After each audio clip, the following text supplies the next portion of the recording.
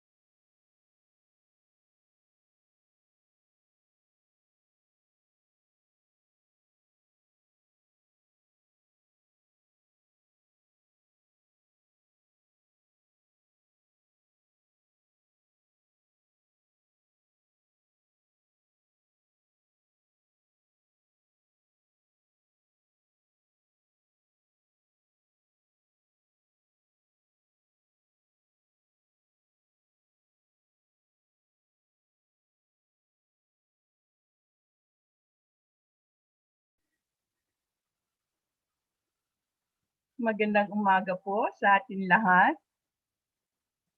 Uno po ng Mayo, 1st of May, and May is the month of Mama Mary. Actually, it's every month, but we take exception for the month of May and a couple of other months to celebrate her being our mother. And this morning, we have the grace of Didi Olaguer to lead us in song.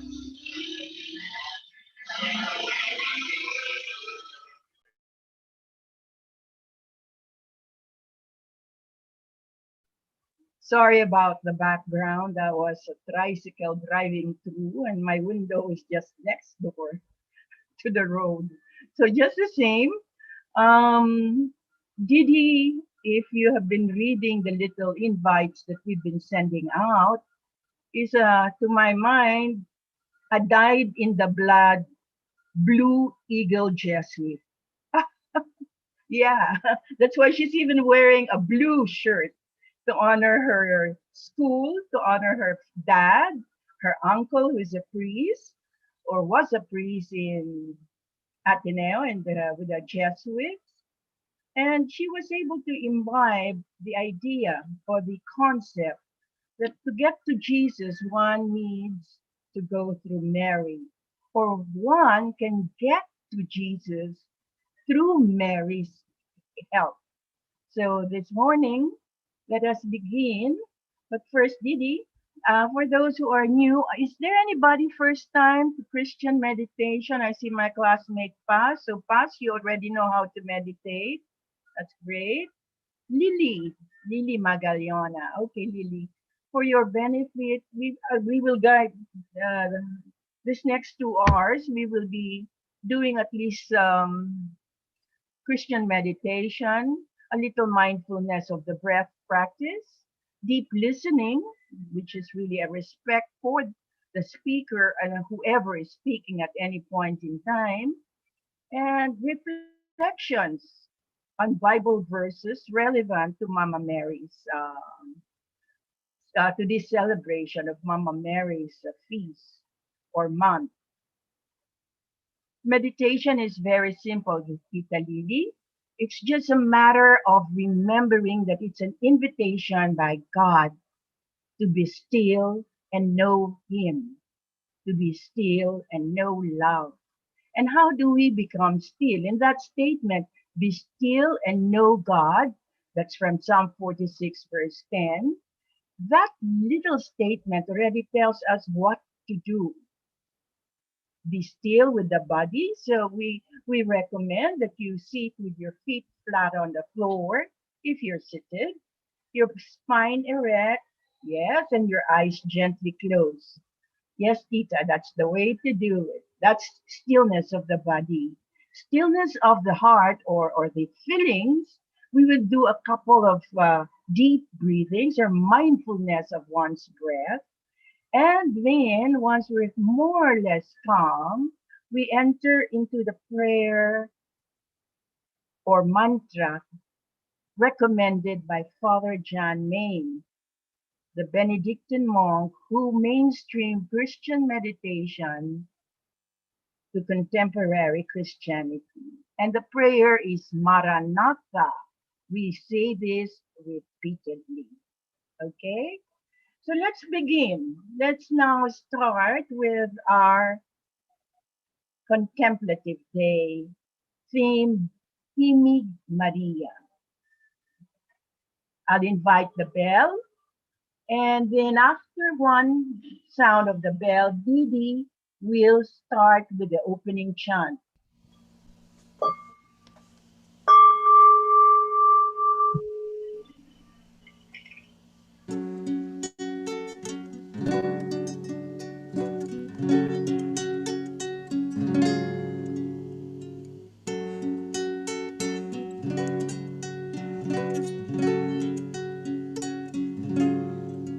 Aba Ginoong Maria, napupuno ka ng grasya. Ang Panginoon ay sumasa iyo, bukod kang pinagpala sa babaeng lahat, at pinagpala naman ang iyong anak na si Jesus. Santa Maria, Ina ng Diyos, ipanalangin mo kaming makasalanan ngayon at kung kami mamamatay. Amen.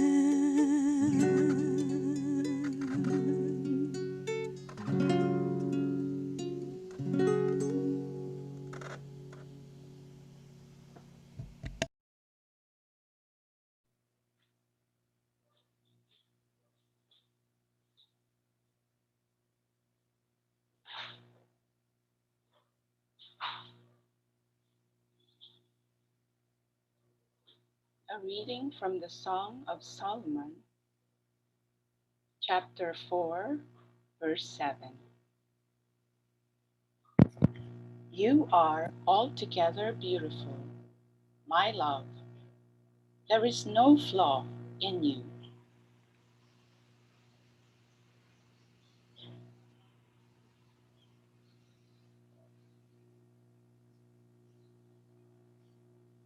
A reading from the Song of Solomon, chapter 4, verse 7. You are altogether beautiful, my love. There is no flaw in you.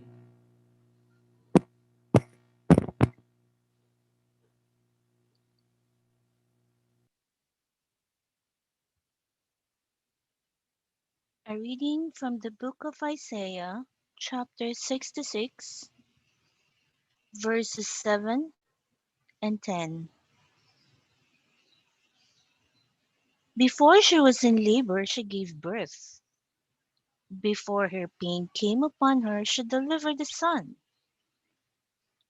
Rejoice with Jerusalem and be glad for her. All you who loved her, rejoice greatly with her.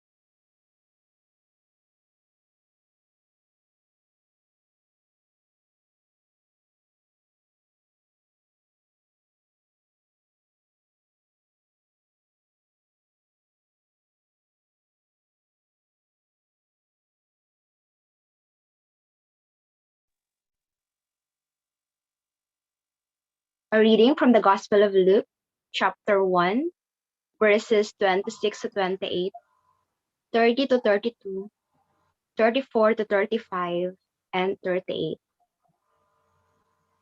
God sent the angel Gabriel to Nazareth, to a virgin. The virgin's name was Mary. The angel went to her and said, "Greetings, you who are highly favored. The Lord is with you. Do not be afraid, Mary. You have found favor with God. You will conceive and give birth to a son, and you are to call him Jesus. He will be great and will be called the Son of the Most High. How will this be?" Mary asked the angel, "since I am a virgin."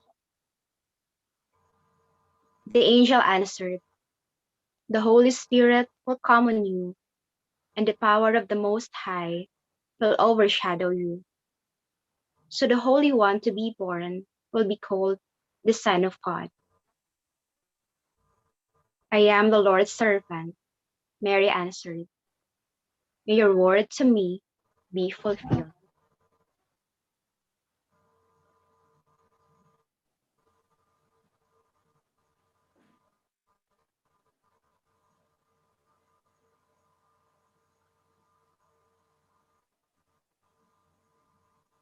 Makalangit na Ama, pakibuksan mo po ang aming mga puso sa isang katahimikan kasama ang espiritu ng inyong anak.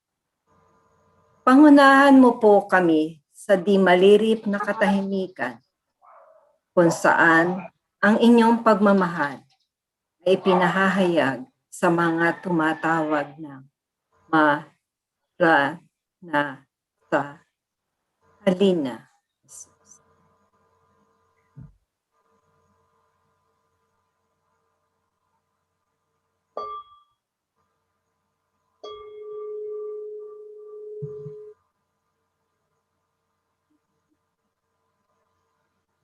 Take a couple of seconds to sit upright as comfortably as you can. Feet flat on the floor, eyes gently closed. And just be aware of the way your body and the chair are in touch. Now bring your awareness to the breath of life God gave you. Be aware of the way you inhale and exhale this breath of life. Inhaling, you know you are inhaling. Exhaling, you know you are exhaling. In, out, deep, slow. Following your breathing brings mind and body as one. It builds the concentration needed to come into calmness, to come into stillness.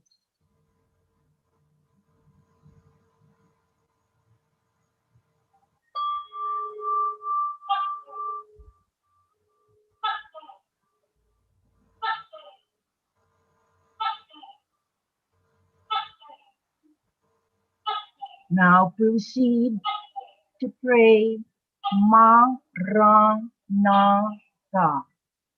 repeatedly, interiorly, silently, until I announce the end of the meditation session. Just continue to breathe in and out and praying Maranatha and listen to it.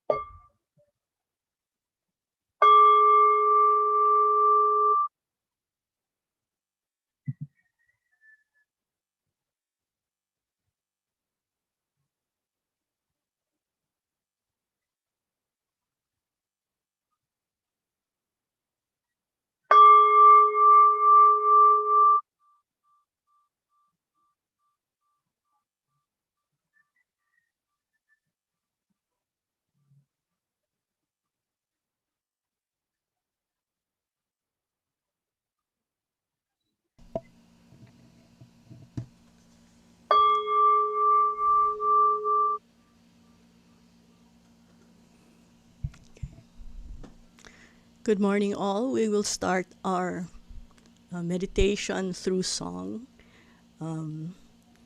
For those who want to sing along, I'm going to. Oh, I better share my screen.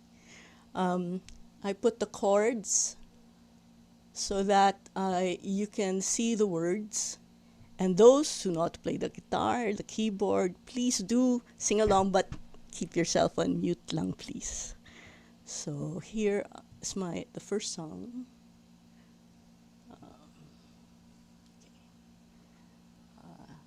So JM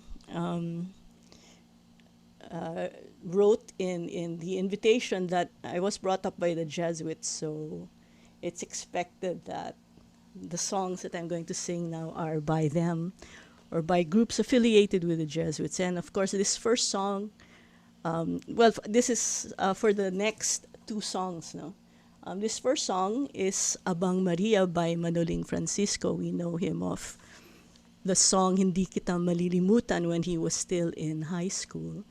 Then the next song is Oyayi, a lullaby, but it's unusual.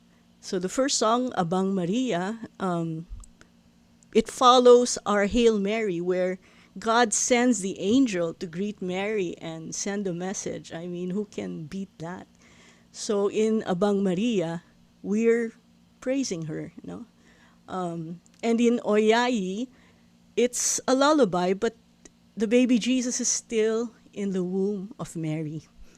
And they're facing rejection, traveling on this desert or wilderness, trying to find a place for Mary to give birth to the Son of God. This is the Maranatha of all Maranathas. Come, Lord Jesus. He chose to come down to earth to be born through Mary. Can you imagine yourself, a human being, becoming an ant or a pig? I mean, really, God, the master of the universe, creator of the universe, becoming man. But that's how much he loves us, and he reveals himself to us in history as a child.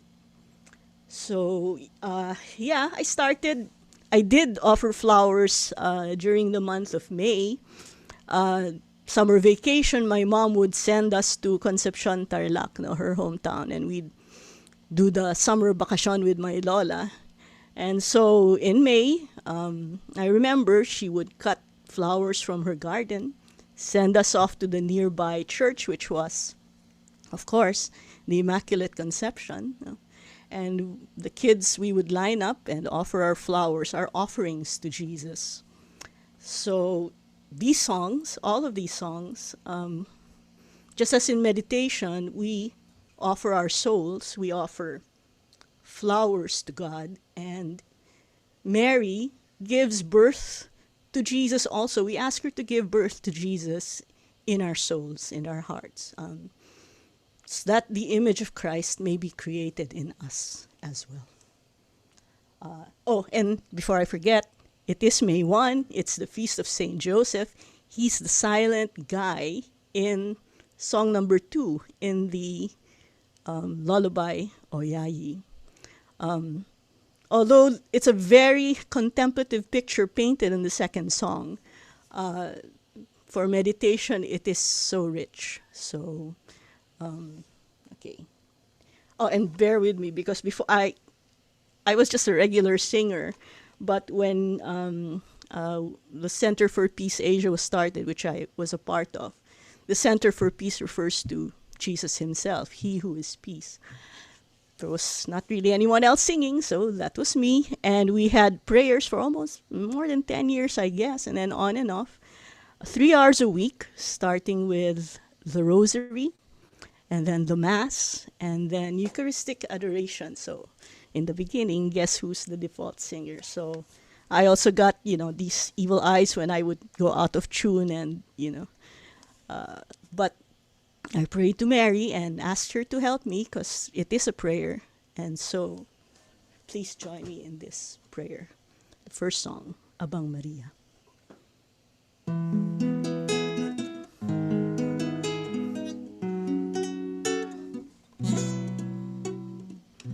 Sinong mas malumanay sa kugong kumakaway? Sinong mas dalisay sa hamog sa himaymay? Sinong mas malambing sa mapaglarong hangin? Sinong mas maningning sa buwan at bituin? Abang Maria, mahal naming ina, ang landas tungo kay Hesu Kristo. Buong tiwala kanyang winika, maganap nawa ang iyong salita. Sinong magpapayapa sa bagyong nananakot? Sinong magpapasikla sa damong sumukot? Sinong takbuhan ng mga dukha? Sinong tanggulan ng mahihina? Sino ang reyna ng langit at lupa? Sinong nag-aaruga sa lahat ng nilikha? Abang Maria, mahal naming ina, ang landas tungo kay Hesu Kristo. Buong tiwala kanyang winika, maganap nawa ang iyong salita. Sinong dakilang lingkod ng amang utos? Santa Maria, ina ng Diyos.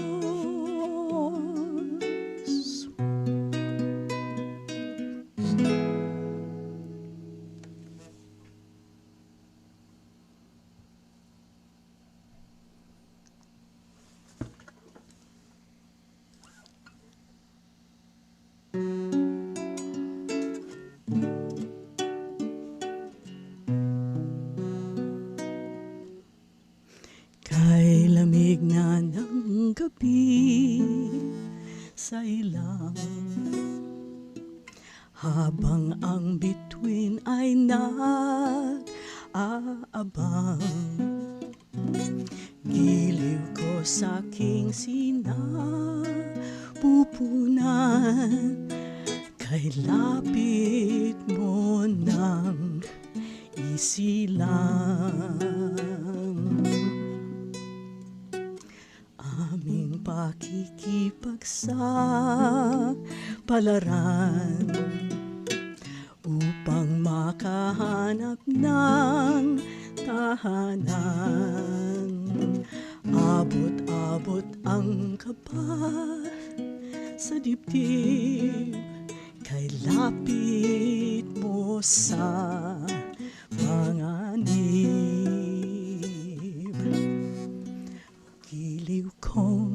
Giliw kong anak, tupad na pangarap ko, pagsilay mo sa ating mundo.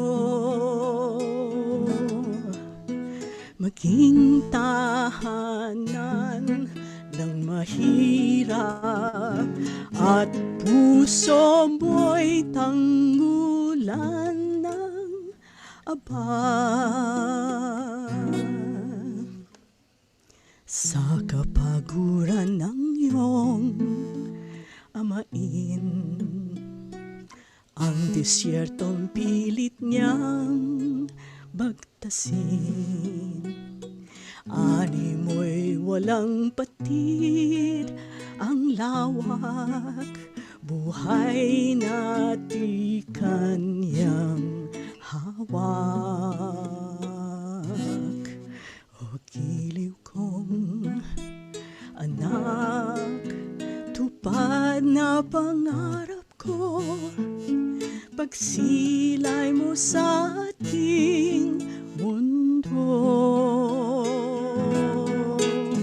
Maging tahanan ng mahirap at puso mo'y tanggulan ng Aba.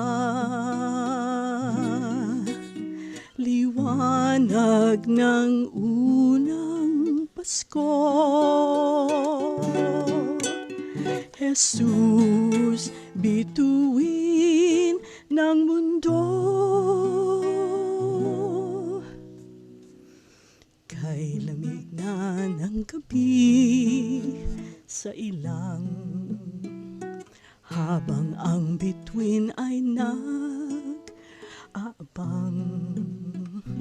giliw ko sa aking sinapupunan, kaunting tiis na lang, tahanan natin daratnan.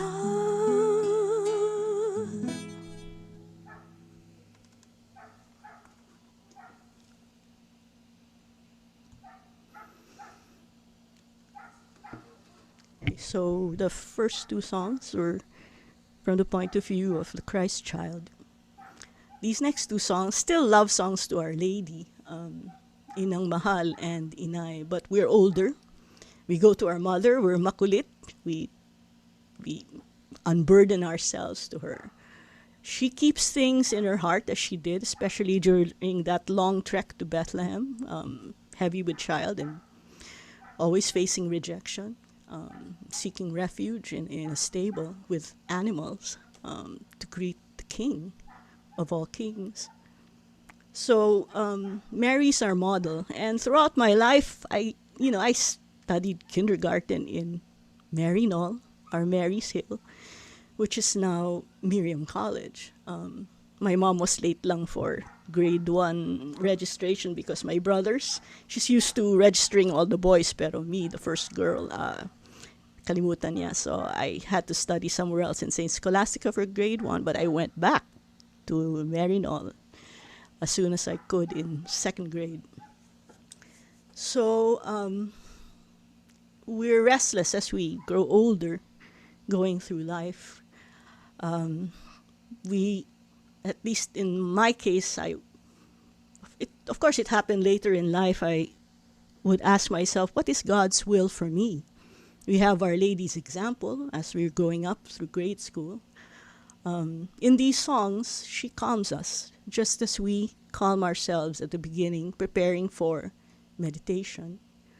Through my life, I was restless. I would, in college, I started with the humanities, and then I somehow ended up in the sciences, and I had to create my own course because environmental science did not yet exist in the way that it was growing as a field at that time.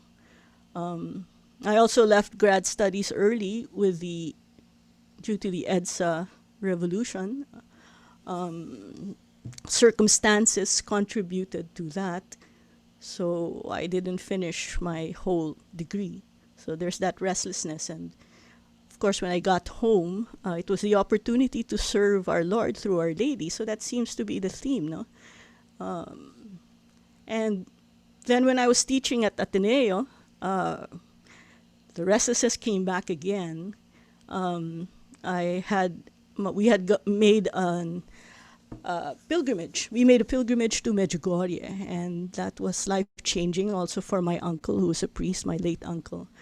It really changed our lives, and I finally paid attention to Our Lady today, visiting countries all over the world, giving this important message.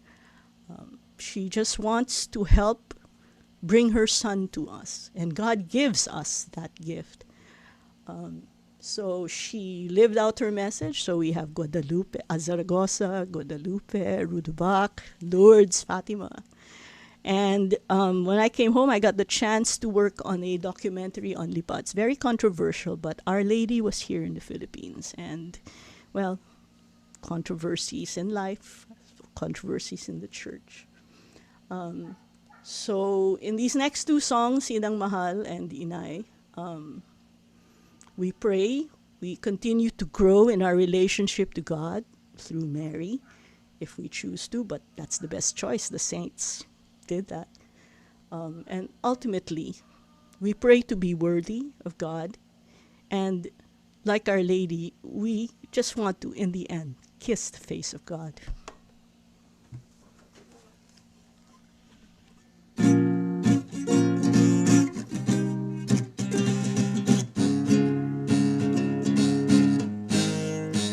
Nang mahal,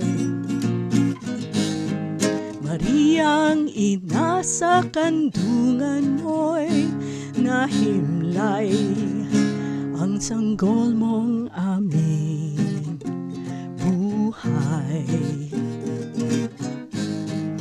Pakinggan mo at ihati naming mga panalangin kay Jesus na kaligtasan namin. Pag-ibig mo, inang kay tamis, ipadama mo sa aming tumatangis. Turuan mo kaming magmahal kay Jesus aming tagapagligtas.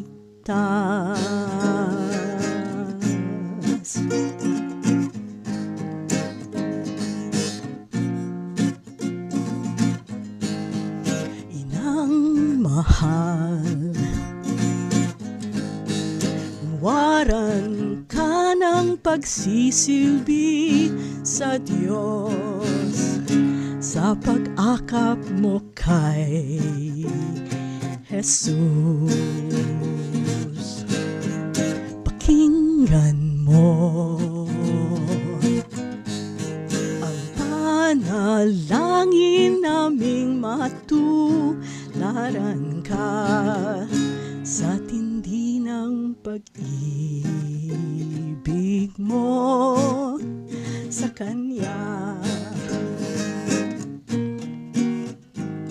Pag-ibig mo, inang kay tamis, ipadama mo sa aming tumatangis. Turuan mo kaming magmahal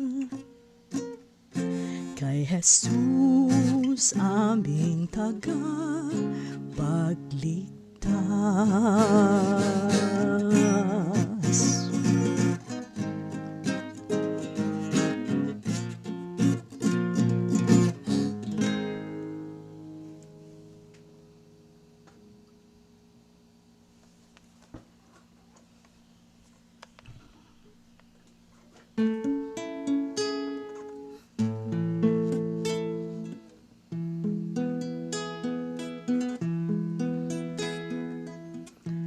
Sa mahinahong paalam ng araw, sa pag-ihip ng hanging kahapunan, balabal ko'y init ng iyong pag-ibig sa dapit hapong kay lamig.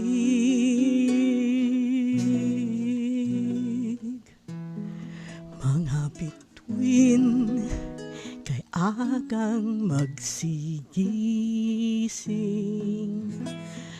umaandap mapaglaro man din.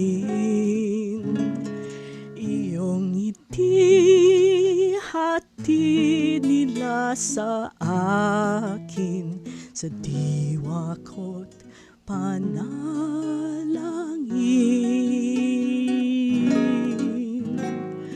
Puso ko'y pahimlayin, inay, upang yaring hamog ng gabing tiwasay, ay madama ko bilang damping halik ng iyong anak, ay irog ko, inay. Sorry, my screen. Inay,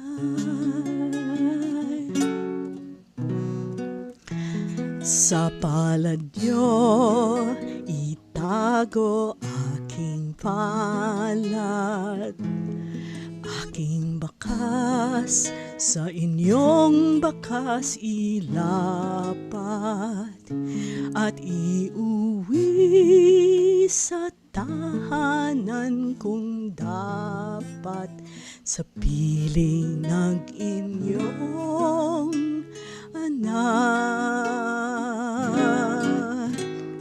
Puso ko'y pahimlayin, inay, upang yaring hambog ng gabing tiwasay, ay madama ko bilang damping halik ng iyong anak, ay irog ko,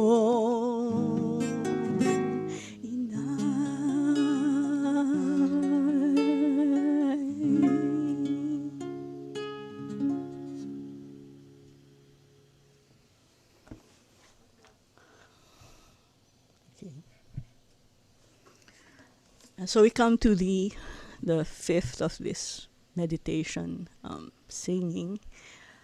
I've sung this song so many times, Mariang Ina Ko. But I always thought it was the journey to Jesus through Mary. And then later on, especially the line of verse 2, sa bingit ng hukay, tang nanaking kabay.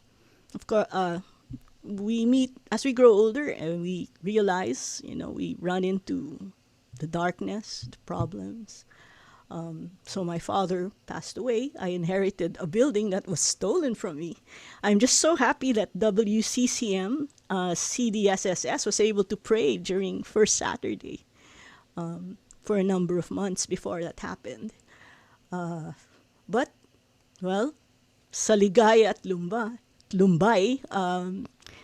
still felt I would cling to both Our Lady and, of course, our Lord. And when I had to let go of the building, I was very stubborn about that. I had to let go, and that's when growth comes in.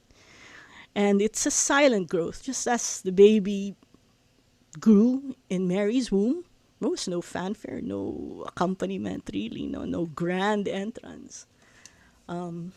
So it's in the challenges, another favorite song, but it's in English, and it's Holy Darkness. I love that song because that is a challenge. In the darkness, God is there.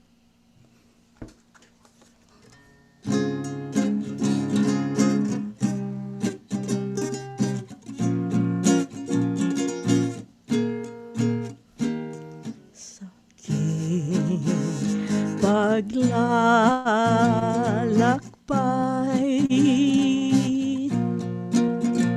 sa bundok ng buhay, sa ligay at lumbay, maging walang gabay, maging aking tulay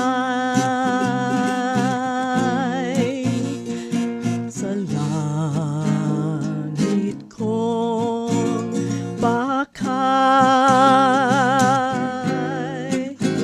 sa bingit ng hukay, tangan aking kamay. Mariang ina ko, ako rin anak mo, kay Kristong kuya ko, akayin mo ako, kay Kristong kuya ko, akayin mo ako.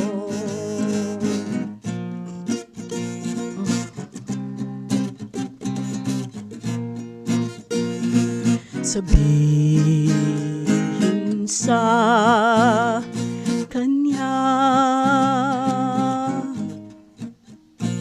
aking dusa at saya, ibulong sa kanya, minamahal ko siya. Mariang ina ko, ako rin anak mo, kay Kristong kuya ko, akayin mo ako, kay Kristong kuya ko, akayin mo ako.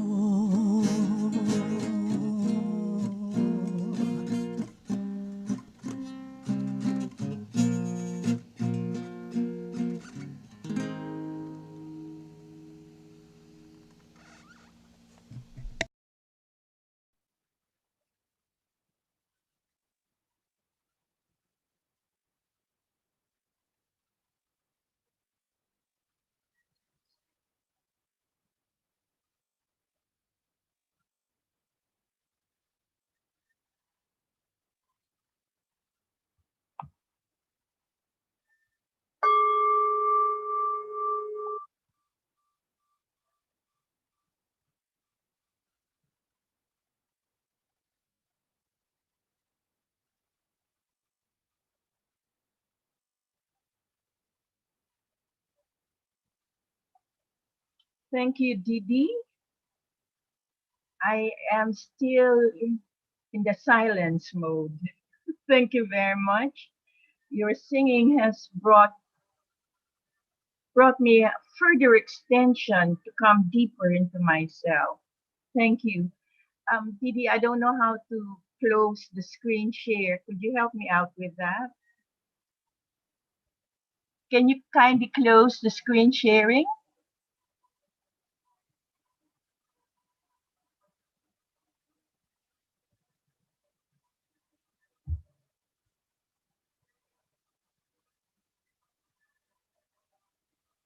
It wouldn't go.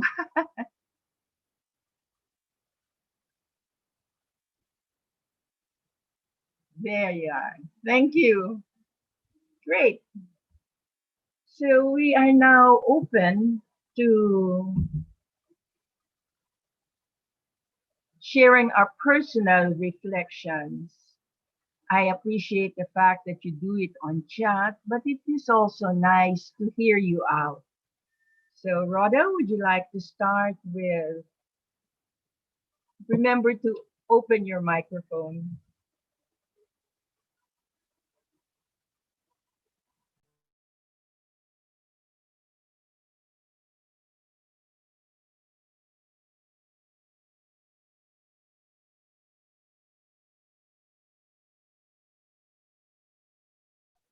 All right, Rhoda is asking to be excused.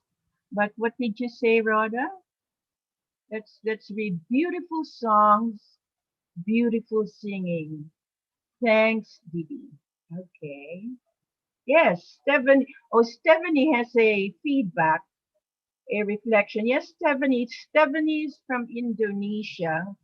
So while we did not provide any English translation to the lyrics, but Stephanie has something to share. Stephanie, would you like to go online, please? Open your microphone. Good morning, everyone. Thank you, GM. It's very lovely to hear the songs, the prayer by Didi. It's so beautiful. Even though I didn't understand, but my soul and heart joined with the song to praise Mama Mary and Jesus our Lord. Thank you. Thank you, Stephanie. Do I see Mayang raising her hand? Is that you, Mayang? Go ahead, Mayang. Kindly unmute. Yeah. Well, I thought the singing was excellent. Thank you, Didi. The practice really worked. And I'm sorry, there's a lot of background noise, but I thought that, the singing in Filipino brings it a much deeper, how do you say, brings me to a much deeper level of appreciation for Mama Mary and of course her son. How it touches me so much that I get goose pimples just listening, and I was actually singing along with Didi, although I was in mute, but I was really singing along. My whole body, my mind, my heart was in one with her in praising and bringing myself to that place where, especially the one where Mama Mary was saying, malapit na anak ko, mapanganib yung ating dinadaanan, tapos yung amain mo medyo pagod na pero sige pa rin ang kanyang pagprotekta sa atin, and to bring us to where you could be brought out to this world. So that is my share, and more power to you, Didi. I really pray that you can bring the songs to other places of the Philippines so that people will be inspired to meditate and to be one with God. That's all. Thank you. Thanks, Mayang. I see Mayette Salvadia. Yes. Yes, Mayette, go ahead. Good morning, everybody. Happy feast day of Saint Joseph and the beginning of the Marian month. So it's a beautiful start of May, which we offer. I remember when I was still younger, we usually have catechism every day, and then we have this song, Araw-araw kay Maria. Yes, Didi, you know that song, of course, very old song. And I am just so grateful about the way you have presented Mary through songs, which is so beautiful. Thank you so much. And also, JM, thank you for making, for starting this month in a way that can honor our mother, our mother. And when you were singing about the songs for Mary, I just, reflected on my beautiful experience with Mama Mary when I started a relationship with her when I was in high school through the Legion of Mary.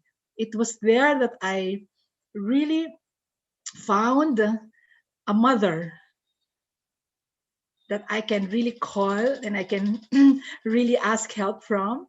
And I think the songs that were composed by the Jesuits were really awesome. Any song that they compose really touches the inner core of your heart, and it just, transforms somehow and allows you to reflect and go back to your first love, Jesus. For me, Jesus and Mama Mary. So, Didi, thank you for being able to brighten up. And actually, right now, I've been thinking about encouraging other women, young and old, to really have a devotion to Mary. What a beautiful way to honor God, to honor Jesus by honoring also her mother. So, in this time that have you have allowed Mary to really shine. I pray that she may shine forth in my heart, in our hearts, and become the woman that God has meant us to be. Very simple, very obedient, very, very pure and chaste. GM, can I have a question? Go ahead. Yeah, I want to ask Didi, how did you develop a relationship with Mary? At what age and what were those occasions? Like, just interested. Yeah, my family, my father especially, was very Marian. He almost became a priest 3 times, so I wouldn't be here if it. He almost became a Jesuit, but it was his devotion. Because his mother died when he was a baby. He was a toddler, Oh, okay. so he clung to Our Lady, and it infected all of us. Wow, beautiful. Thank you so much, Didi. God bless you. Thank you, Mayet. Yes. There was something that resonated with me in your sharing, Mayet. The importance of our adult caregivers, right? Of the people around us, and especially the schools, to nurture that love for Mama Mary, right? That really started. In the case of Didi, it's the same thing. The case of myself too. I don't know if you remember that family rosary crusade during my time. I remember my parents, my mother and my father would gather us in front of the Sacred Heart and the statue of Mama Mary, and we prayed a rosary every night together. And that really began my being open to Mama Mary as a very important person in my faith life. So thank you for your steering that back up into me. Thank you. You're Okay. welcome, GM. Anything? JM, Yes, go yeah, ahead. I'd Yeah. like to share again about floral offerings to the mother, and floral offerings being the symbol of meditation and prayer to be offered to her son. When I was in studying in St. Mary's College, and I had a teacher who got married, and she, after her wedding, she went to our chapel in the school, and we were so excited to see her in her wedding gown. But what really struck me there was when she went to the chapel, she had her floral bouquet and she offered it to the statue of the Blessed Mother. And I said to myself, when I get married, I'll do the same thing to Mama Mary in that chapel where I finished high school, and offer the same my bouquet to the statue of the Blessed Mother. And and from then on, I didn't know that I was going to get married into a family that had Flores de Mayo as their devotion, and it continues on. It starts today, even online, when we gather as a clan to offer flowers to the Blessed Mother. So this has been going on since their great grandmother was inflicted with an illness, and she said to the Blessed Mother that if I have little kids and I cannot be incapacitated, she couldn't walk and she couldn't take care of her kids. But if you heal me, I shall have children come over to my house and offer you flowers and pray the rosary every day for the month of May. And this has been going on for generations. And it's now, how many years na, Baba? It's, okay, so like 80 years old. It's been like in 80 years old going. So it's really such a great feeling knowing that, it started with my wish to offer flowers. And here I am married to a family that does that every month of May. And that's all. Thank you for listening. Thank you, Mayang. That was beautiful. We should offer more flowers.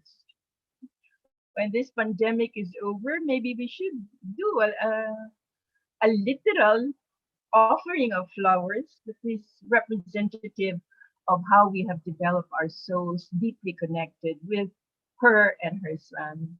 Thank you. Yes, anybody else? Do I see a hand raised there?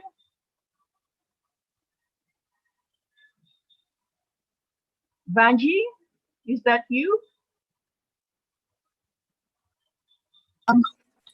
Okay. Good morning, everybody. Didi, I really felt all the songs that you shared to us, and talagang heartfelt. I was again emotional. Anyway, the first Mama Mary that I met when I was in high school was our Mother of Perpetual Help. She's the only one that I've known of as Mama Mary. Siya yung ina ng laging saklolo. So every time before I go to my class, I see to it that I pass by the church and the chapel, high school, chapel, and then college, church na talaga sa Baclaran. Because I graduated, like Mayang, I graduated from St. Mary's College. So we were really a devotee of Marian, Saint Mama Mary. And in fact, we are really rooting that Mother Ignacia del Espiritu Santo will be beatified soon. And so I was very close with our Mother Perpetual Help ever since, because I believe that all my prayers were granted.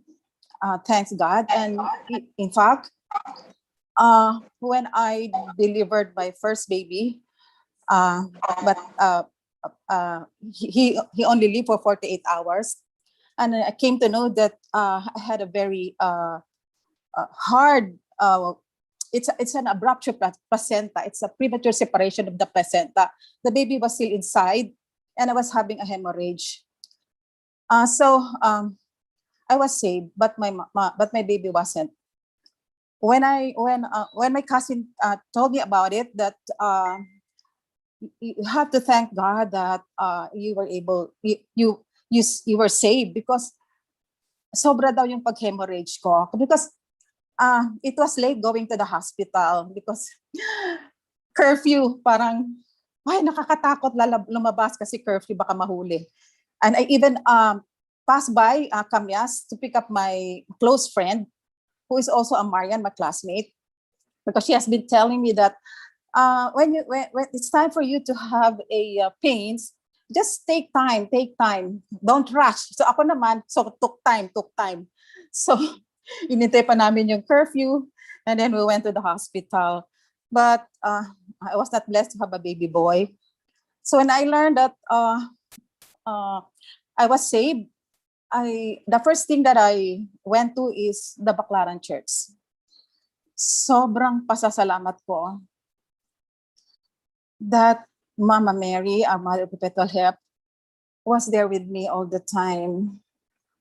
And until now, I was searching for a parish that I could have a live mass every day. So I found our Mother of Perpetual Help dito sa may Santa Rosa, Bel Air 2, Santa Rosa. So every day, walang hinto, talagang no stopping. I cannot live without having a mass at 6:30 with our Mother of Perpetual Help, because I knew that I was blessed and had so much thankful for having a second life when she saved me. So may devotion kahit na anong santo, anong saint was really dedicated to our Mother of Perpetual Help, because I am a loyal fan of our Lady of our Mother of Perpetual Help, ang ina ng laging saklolo. And if you go to Baclaran, talagang goosebump talagang maiiyak ka, because you will see the people, venerating their devotion. It's really elbow to elbow. Hindi ka talaga gitgitan talaga doon when you go there. So that really makes me feel so blessed. Seeing those people, devotees, that coming from different places, ang lalayo nila, but they were able to go there. So why not me? When I graduated from Philippine Women's University in Taft Avenue, it's just very near, just one ride. So I make it a point to go there every Wednesday, especially pag first Wednesday of the month. So hail to the Queen. Let's all have Mama Mary in our heart and mind. Every day, talagang thank you, Mama Mary, for all the blessings. That's all, and thank you for listening. Thank you, Vanji. Yes, that's a devotee. Ever since I met Vanji 20 years ago, she has always had her rosary with her and never failed to May have I share, Yes, JM? yes, is that Paulita from Yeah, Dumaguete? Right. Yes, go yeah. ahead. Growing up in the province, actually, I think we are privileged to attend the daily Flores de Mayo. So I grew up here in a little community then, the Redemptorist fathers in Dumaguete. So we had this starting May 1 up to 31st. We would go to the Flores de Mayo. We started as an ordinary participant with we start with the catechism, and anyway, we have the procession. And then growing up as a participant, I became an angel, bringing the Ave Maria, the letters Ave Maria, until I was high school. And then university years, no more. I was studying in a Protestant school, Siliman University. But when I lived in Manila, I never experienced attending any of the Flores de Mayos, no? But here back in the province, our diocese here, the Cathedral of Dumaguete, allows all these to participate with the young ones. So you can skip the catechism, but attend the mass and then the usual procession. So we had this until the pandemic, no? So sayang, one priest yesterday posted urging us to do it in our own homes. If we have children around, the usual catechism, then the Holy Rosary, and then the readings, and then offering of flowers. I don't know how many families could do it. But for me, last year, somebody gave me a book, the volumes 1 and 2, The Many Faces of Mary. Last year, during the pandemic, I used that book to post daily from May 1 to 31, because the other year I posted flowers for Mama Mary, Mary, Queen of Flowers. So this year, I will just repost the FB memories featuring Mama Mary with her many titles, 31 titles in all. But the book actually has so many others from all over the world. Being a Marian devotee, I want to Fatima, Portugal in 2010 with my daughters, my in-laws, because the in-laws of my daughter is from Portugal. We traveled all the way from their place to Fatima and had a short vacation at their, I call it a village, where I had a galore of the fruits. It was a nice experience going to the shrine of Our Lady of Fatima because I read in the schedule there was no mass for that day. But then I was saying the rosary. A priest came out and said they will concelebrating with another priest who also arrived for a pilgrimage. So, oh my God, I said, wow, such a blessing. So in here in my altar, I have the Lady of Lady Help of Christians. I have other icons here at home. I have the Fatima from my son-in-law, and I have a grotto. So I feel all of you who are devotees to our Blessed Mother. Thank you. Nice Thank to you. meet you. Thank you, Paulita. That was very lovely of you to share with us. And I can see behind you the icon of Our Lady. Seems like it was painted, right? It's painted and lacquered over. It's made by a retired Spanish priest who came to Dumaguete years back. And this is a jar. It's heavy and it is embossed. He had some seminarians he sent to the seminary. He was spending for them. So my office mates, we bought. It's heavy. It's quite Yeah. heavy. Yes, now I can see it is a jar. Thank you very much. Okay, we have time for one last sharing and then we'll come into announcements. Yes, Marisa, please come on. Unmute your microphone, please, Marisa. Yes, good morning, everyone. And it's a pleasure to join the group and hear Sister Didi Olager's tribute to our Mother Mary. And very, really touching. But I also want to share with the group that May 1 starts with devotion also to Saint Joseph. And also, Saint Joseph being a worker, it is also an International Labor Day. So all of us here, mothers, not mothers, we are a worker in our own right. And I give salute each one of us here and to all workers, employed and not employed, but also those who are suffering in silence during this pandemic. And also, may I also give tribute to all of us here as mothers, since May also coincides with Mother's Day. I just know that it's second Sunday or third Sunday. I'm not aware. And also uh, giving tribute to Mama Mary is likewise giving tribute to our Lord Jesus Christ, who is our personal Lord and Savior. That's all. And to Jesus through Mama Mary. We love you, Lord. God bless everyone.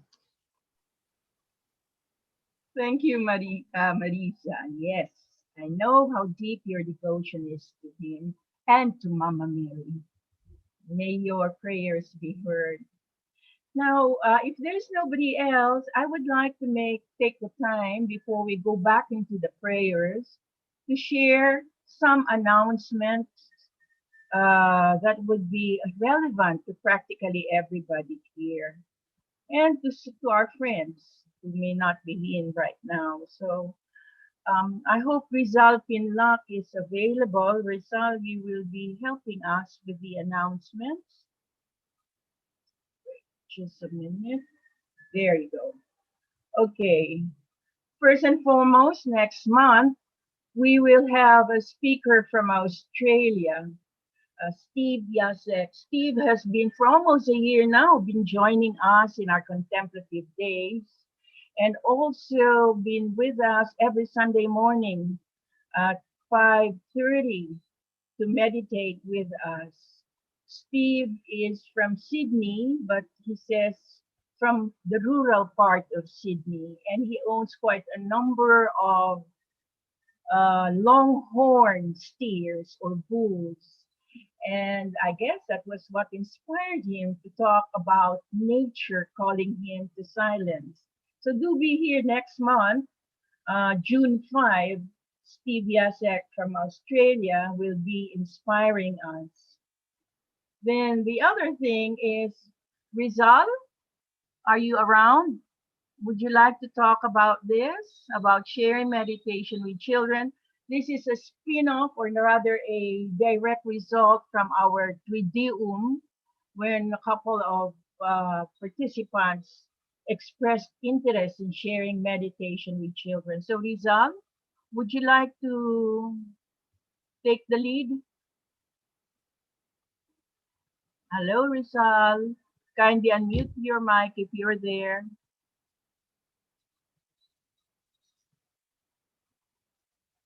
Last call for Rizal. Rizal, yeah, anyway. Oh, there you go, Rizal. Please unmute your microphone. Now can you hear me? Now, yes. Would you like to show your face? Sorry ba kasi marami pong marami pong All right. Wala po eh. Sige, we'll do your voice. I would like to invite everyone to, especially those who have kids aged from, say, at around 10 to 12 years old. Okay. So we have this, what we call Kindle the Divine Spark in a Child's Eyes. It's a 10-week Christian meditation course for children. It starts May 15. It's every Saturday from 8 to 8:20 a.m. It's around barely 20 minutes because we understand the attention span of our kids. And this actually aims to somehow instill the discipline of Christian meditation to our children. So it's best to start them very young. Thank you, and we hope that you join us in this endeavor. So Rizal, the initial group will be preteens, 9 to 12 years old. So those who are interested, kindly write wccmphilippines@gmail.com. And there are no fees, but if you are feeling generous, we welcome love offerings, okay? But nothing obligatory. So do join us. I have a question, Jay. I'm sorry for interrupting. Go ahead. Would you consider adult children with special needs that are not in the 9 to 12 category? Actually, but are probably, yeah. Yes, that's a very good point, Mayang. Since the core group, this is the core group, this is the first time we will be working together as a team, we decided to test run a program first with children 9 to 12. Eventually, because Rizal himself has a special child, we will also offer meditation with children with special needs. So just hang on. We'll test run where we are right now, and maybe we will not wait for 10 weeks. Maybe in 5 weeks we already know whether or not we are ready for the other age levels. Okay, There are thank enough you. materials. Thank you. Any other question? Okay, let's proceed to the next announcement. We will be hosting or conducting with Brother Michael Broughton, FSC of LaSalle, a contemplative retreat from July 23 to 25. Actually, it's a 2 full day with an evening orientation. The Friday evening, an orientation, that's the 23rd, and then 24 and 25 full days of retreat with Brother Michael. And the particular theme um, he has chosen for us is Christ in me. The messenger is the message.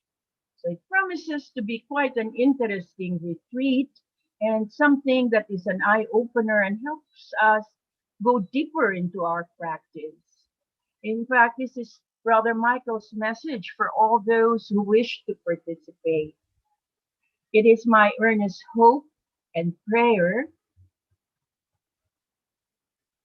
just a while, the participants in this retreat will come to a deeper understanding of their baptismal privilege and responsibility to bring Christ to every person and situation in life, that they come to recognize that many of them are already evangelizing without realizing it.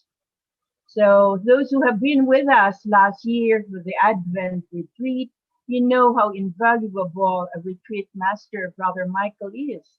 I do encourage all to join. For details, please just write us at wccmphilippines@gmail.com and we will give you the mechanics of how to join.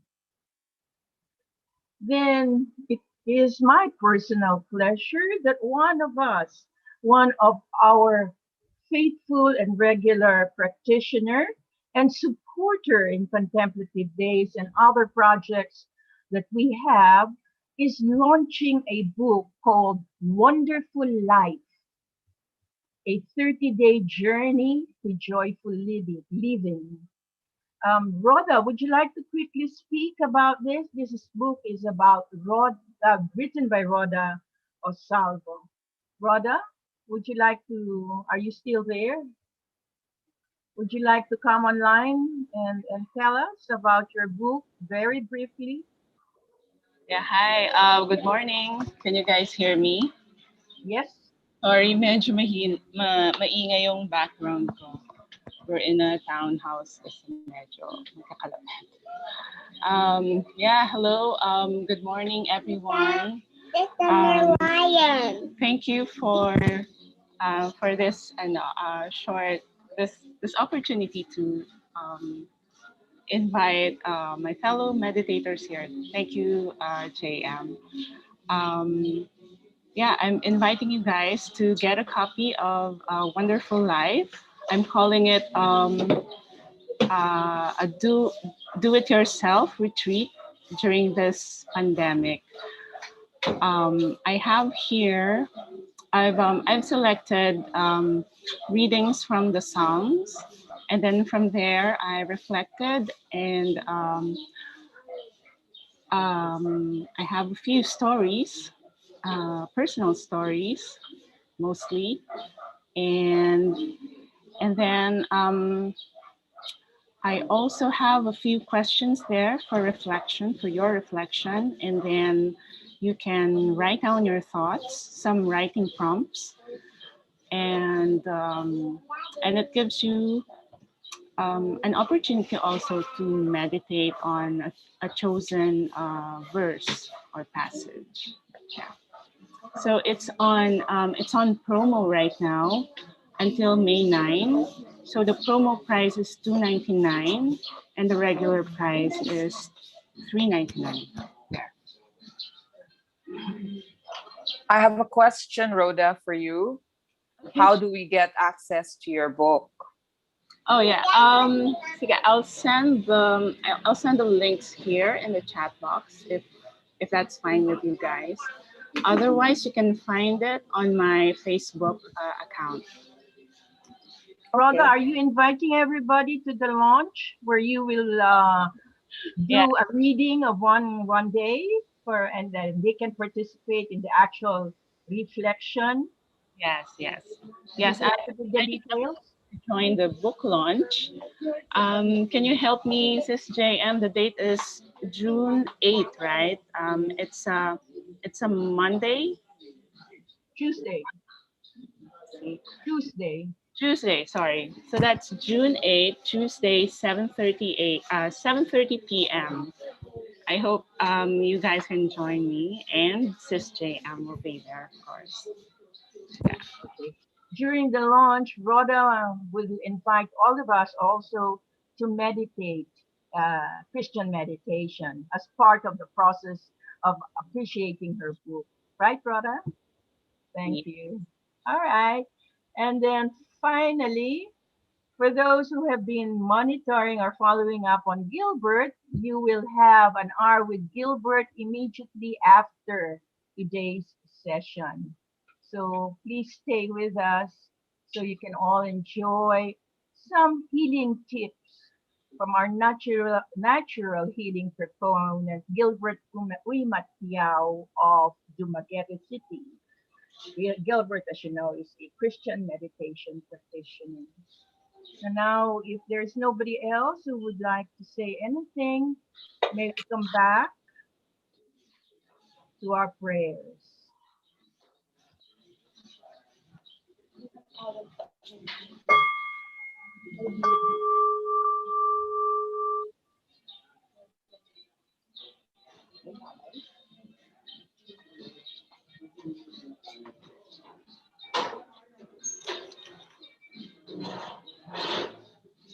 Okay, take a couple of minutes to sit comfortably.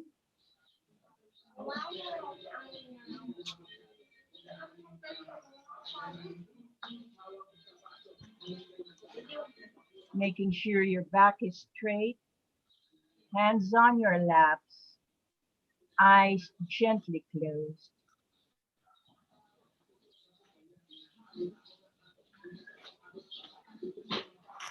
Now notice the way your body is in touch with the furniture. Just be aware. Now, now be aware of your in breath and your out breath.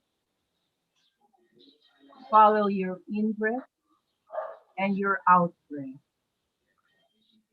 Breathing in, you know you are breathing in. Breathing out, you know you are breathing out. Following your in breath all the way down to your stomach and following your out breath as you collapse your stomach, your lungs, out through your throat and through your nostrils. Brings you to the present moment. It's a wonderful moment with God. This is a moment when you bring mind and body as one. In, out, deep, slow, calm, ease, smile, release.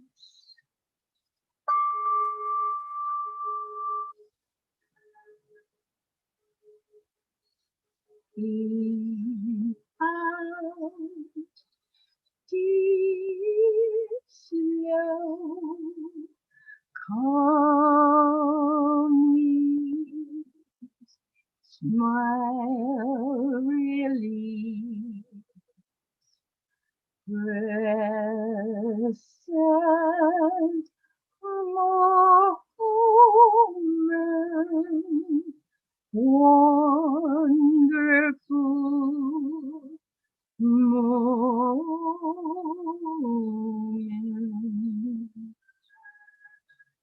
At the sound of the third bell, begin to pray Ma Ra Na Pa repeatedly and listen to it as you pray it silently, interiorly.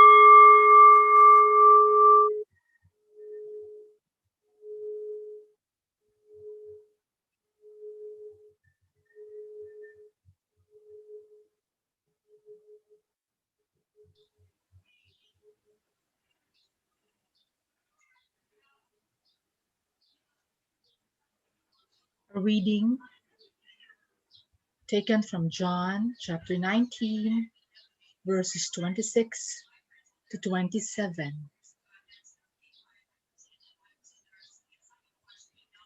When Jesus saw his mother and the disciple whom he loved standing nearby, he said to his mother, "Woman, behold your son." Then he said to the disciple, "Behold your mother." And from that hour, the disciple took her to his own home.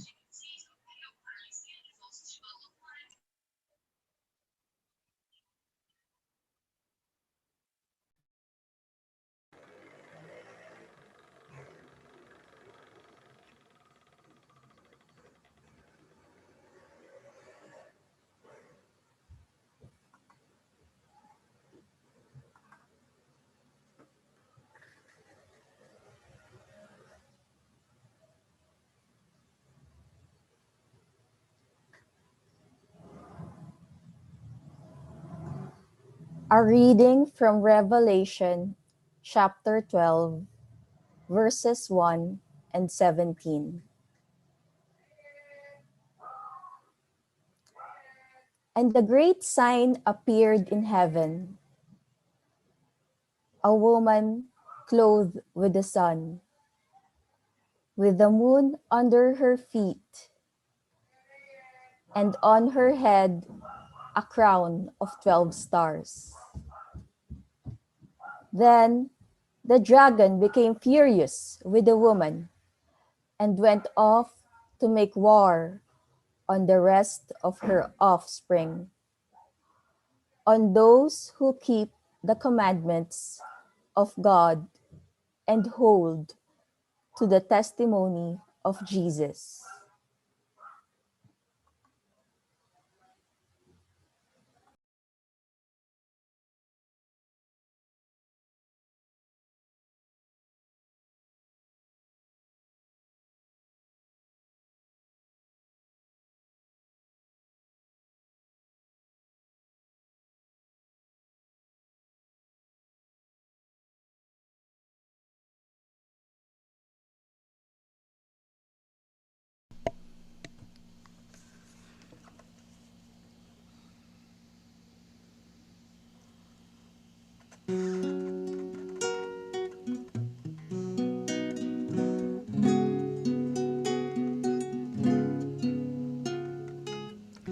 Bawat naming sambitin, bawat naming awitin, ay papuri parangal sa'yo.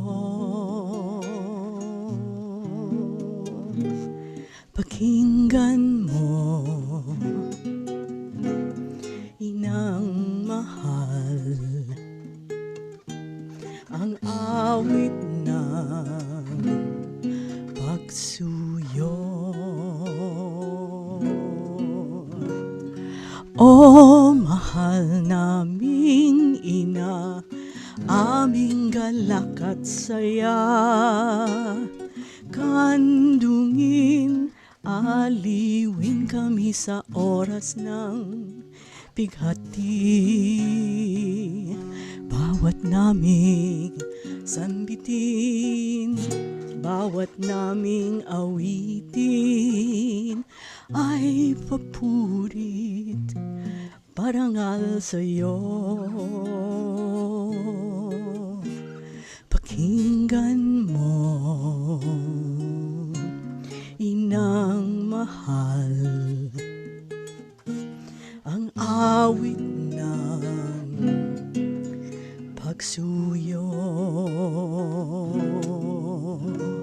Kalangit ay nagdiriwang sa karangalang nakamtan. Puso mong kay wagas kanungan ng pagligtas. Bawat naming sambitin, bawat naming awitin ay papurit parangal sa'yo. Pakinggan mo, inang mahal, ang awit ng pagsuyo. Bawat naming sambitin, bawat naming awitin ay awit ng pagsuyo.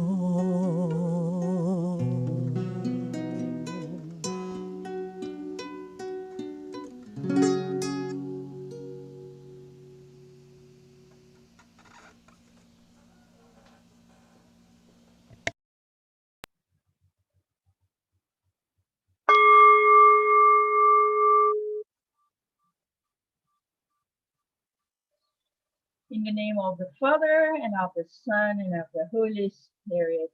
Amen. Thank you, everyone, for being with us. Thank you, Didi. Thank you, our prayer leaders who have helped us develop or build the sacred space. That's Aimee, Mayi, Rhoda, Lacey, Mayette. Thank you so much for putting this together. And of course, Cora Padua, who is our mainstay for the Filipino version of the opening prayer. Thank you. Didi promised to give us the English versions, which we will post in our Facebook group. If you haven't been a member of this, it's WCCM Philippines on FB. Just ask to be a friend, identify yourself if you can as a practitioner, and we'll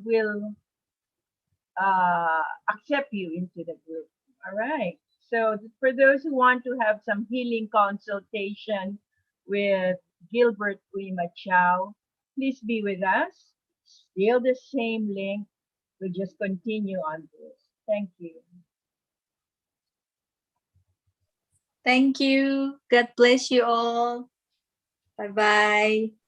Thank you again, Didi and Thank you, JS. everyone. Thank you, Take care. everyone. Stay healthy. Thank you. Thank you, Didi. Thank you very much. That was really very good. Thank you.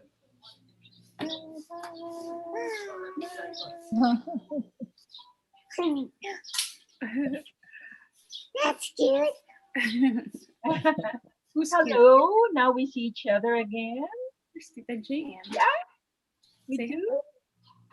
You remember? Ako. You showed her your dress, remember? Yes. So shall we begin? It's a minute before. Why don't you guys take a bio break, and then we will have Gilbert online for us. Gilbert, are you there? Yes. Yeah, I'm here. I'm here. Yeah. Great, great.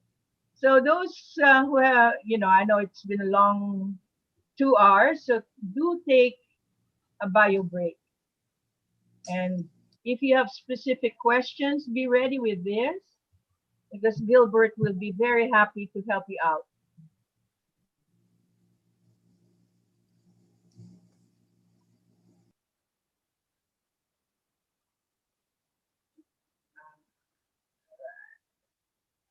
One more minute, and those who are ready with their questions can begin to ask.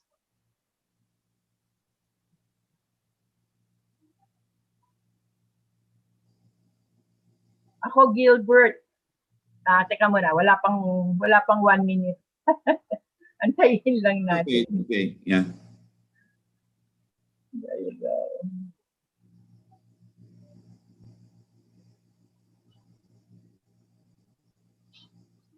All right, it's 10 o'clock. Gilbert, I would like to ask, I I don't know what happened, but I had either I sat wrongly or sat too long in the wrong position. That it hurts when I sit like now. We've been sitting for more than 2 hours. Is this something that your zapping machine can help me with? Parang, but I think I pulled the wrong muscle more on the right side, bottom, closer to my sit of my body. And mm, when I walk, it's like I cannot stand on 2 feet very well. Most of the weight now is carried by my left, and then I kind of drag my right. But there's no kirot, no pain like some people, when you pull a muscle, really it hurts. Or like frozen shoulder. I had experience of frozen shoulder, but this one, yeah, it begins to hurt after 2 hours of sitting like this without movement. So if I want to take away that hurt, I just have to squat, literally squat, stay in a squatted position, and then after a while I can stand and things look normal, but then after a while it will return. There, kind of help me with that. Yeah. Good morning. Good morning, everyone. Good morning, JM. Good morning. Normally, pains like that, they usually call it lumbar spondylosis, right? And the damaged part there are usually the cartilages between the lumbar, between the vertebrae, disc, right? And after the lumbar, you have the sacrum, right? And then after the sacrum, you have the six. That kind of pain is very common. And one of the ways we treat that, I always emphasize, is the water, right? Now remember, between the vertebrae, you have disc. And the disc actually is filled up with fluid. It's called synovial fluid. And the fluid is actually made of about 98% water, right? The rest are protein and other things there. Now, once that thing is compressed or depressed, then the distance between the vertebrae becomes narrower than the normal. And in the process of coming down, you'll be pinching some nerves, right? And so the nerve pain usually comes down all the way into the sciatic, right? And so you pity some of the patients, those who are suffering from this, because the concentration is on the legs. But in fact, the treatment should be in the spine, right? And when you do hilot, no, in massage and all this, it actually helps a little bit, right? Now, one of the things that we emphasize is that make sure you are hydrated, right? Now, the misconception about hydration is that if I drink 13 glasses of water, that is enough. But in fact, it's not. Why? Because the water does not stay if you don't have sufficient sodium and sufficient salt. Now, there's a little bit of difference between salt and sodium. The sodium does not come in as pure sodium in the body. It comes in the form of the NaCl, which we associate with salt, the sodium chloride. Right? But aside from the sodium chloride, the salt contains about 70 other minerals. So when you take the salt, you are actually replenishing the minerals in the body which are important for metabolism. One of the things we discovered in pain, usually in the sacrum. By the way, you have the vertebrae, no?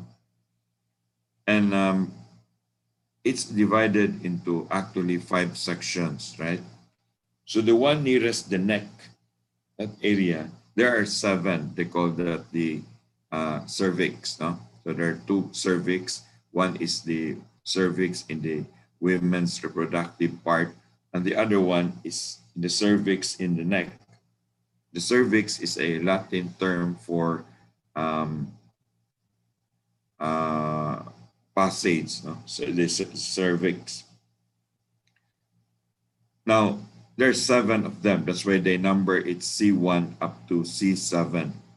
Now, between its number, between its bone, the vertebral bone, there is a disc. And the numbering of the disc is always C1/C2. Therefore, if you say C5/C6, that means that is the cartilage between the C5 bone and the C6, right? So the convention is the same, whether you're in alternative medicine or in conventional medicine or in orthopedic, it's the same, right? Now, after the C, the 7 Cs, you have the T that stands for the thoracic. So there are 12 of them. And then after the thoracic, you have the lumbar, which a lot of you, I'm sure, are familiar. There are 5. But then after the lumbar, there is the sacrum, right? The sacrum actually is made of about 5 bones, 5 components. But as you get older, around 30, all that 5 fuses into one. That's why when you remember your biology, the teacher always asks, who has more bones, an adult or a baby? Actually, a child has more bones than an adult. The bones may be smaller, but they have more bones than an adult in number. And the reason for that is because the sacrum has not yet fused as one. As you get older, when you reach around 30, the sacrum fuses as one. And then after the sacrum, you have the coccyx, right? Which is the tailbone, like a hook. Now, that sacrum is very important because that actually connects you to the pelvis. So if you look at if you can Google it after this, you'll notice that the sacrum links you to the vertebral bones. Now, if that gets damaged, then you'll have a problem, right? A very big problem. In our practice, the last few years, I found out that a lot of Filipinos, our population, are actually infested with worms. And the one who understands this better is the Undersecretary of Health. His name is Dr. Belisario. Now, I've never met him, but I was one time Googling his site there. I found out that he was talking about an epidemic of worms in the Philippines. And I was very shocked that the top 5 worm infestation in our body is actually what I got here. I didn't have a formal training and know how to use the microscope in histology to examine a worm. But as I explained before, I used the muscle testing to do diagnosis. And I was surprised that the top 4, the top 5 are also what I got. Right? And one of the most common worms that's infesting our body, infecting our body, is the Ancylostoma duodenale, commonly known as the hookworm. The second one is a worm that we get from the pork, which is called Trichinella spiralis, and therefore the disease is called trichinosis or trichinosis. The third one is a worm called whipworm, WHIP, whipworm. The scientific name is Trichuris tricura. And another one is called the tapeworm. And tapeworm, there are two. It's called the Tenia saginata, which comes from the beef, and the Tenia solium that comes from the pork. And I'm almost sure, JM, that you may have one of these five. And that thing is bothering your back.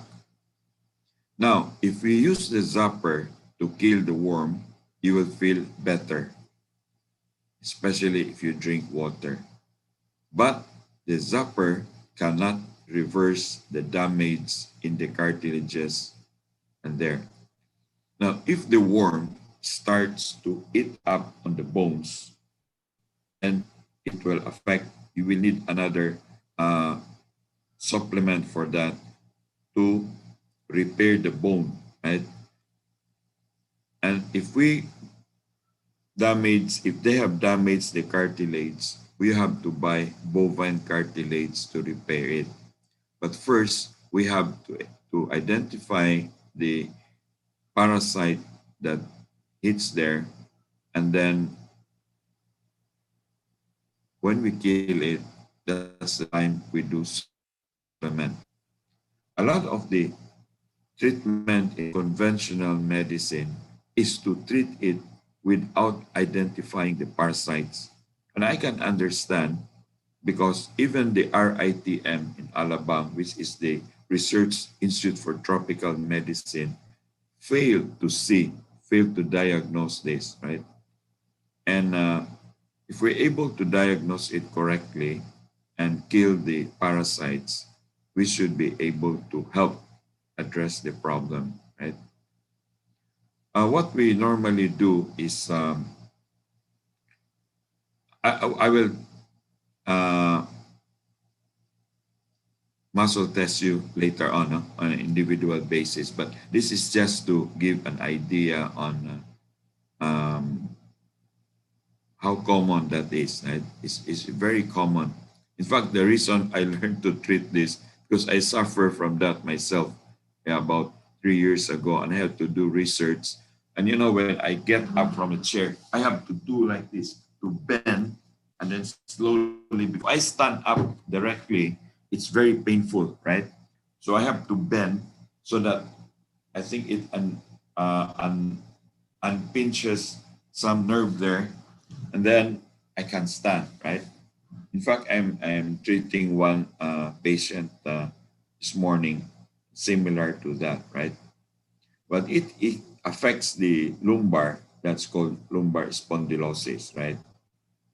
But many times it's already in the sacrum, the sacral, and in the coccyx, right? But again, let me emphasize the importance of water. Yeah. Okay. Yeah. I think Koi has a question. Yeah. Yes, it's also connected with the lumbar concern. Because Okay. a friend of mine, I recall, was diagnosed also with a what's that? Lumbar Spondylitis. spondylosis. And then the doctor advised her to lose weight, To what? lose weight, lose weight. Masyado siyang overweight. Okay. Masyado siyang overweight, so it will help. Aside from the, the medical treatment and all that, the doctor advised her to lose a little bit of weight because the weight is, you know, Adding pressure. Yeah. yes. Um, you mentioned about parasites, human parasites. We have we have now this very controversial wonder drug, ivermectin, which is for human use, and it's used for over 40 years for deworming. Will this help, ivermectin? Ivermectin? Frankly, I have no experience using ivermectin. It's actually a veterinary drug, right? And then they try to produce something for human consumption. So the sterility level, the cleanliness, the hygiene that goes into it will be more strict than what they use for veterinary consumption. But I've been taking it, excuse me. I and some of my family and friends have been taking ivermectin, for 2 months now as a means of prophylaxis or prevention against COVID-19. So, well, one of my friends who had bulate really expelled worms, and then she had a little nausea for just 30 minutes, and then okay na siya up to now. So I've kind been of worm, Koy, that came out from your friend is the one I found out that ivermectin was originally discovered for humans, for humans first, and then they gave it to the animals. And the three of the scientists who discovered ivermectin were awarded the Nobel Prize for Medicine in 2018. And ivermectin, my research, I found out that it is one of the three wonder drugs, aspirin, together with aspirin and the other one, and then third one is ivermectin, penicillin. Aspirin, penicillin, and the third one is ivermectin. So the three scientists, one Japanese, one American, and one Chinese, three scientists were awarded Nobel Prize for Medicine in 2018 for ivermectin. And it's really the one of the safest medicines because it's been used by even President Marcos used it for deworming children Okay, for over Koy, let's limit our sharing to what Gilbert can do for us. Di ba? She mentioned parasites. So it's connected. Parasites. Okay. Yeah. Thank you, Koy, for the feedback, for the information. Thank you. Now, the concept of worm seems to be that it is only in the gastrointestinal tract, right? But actually, in my personal experience with patients,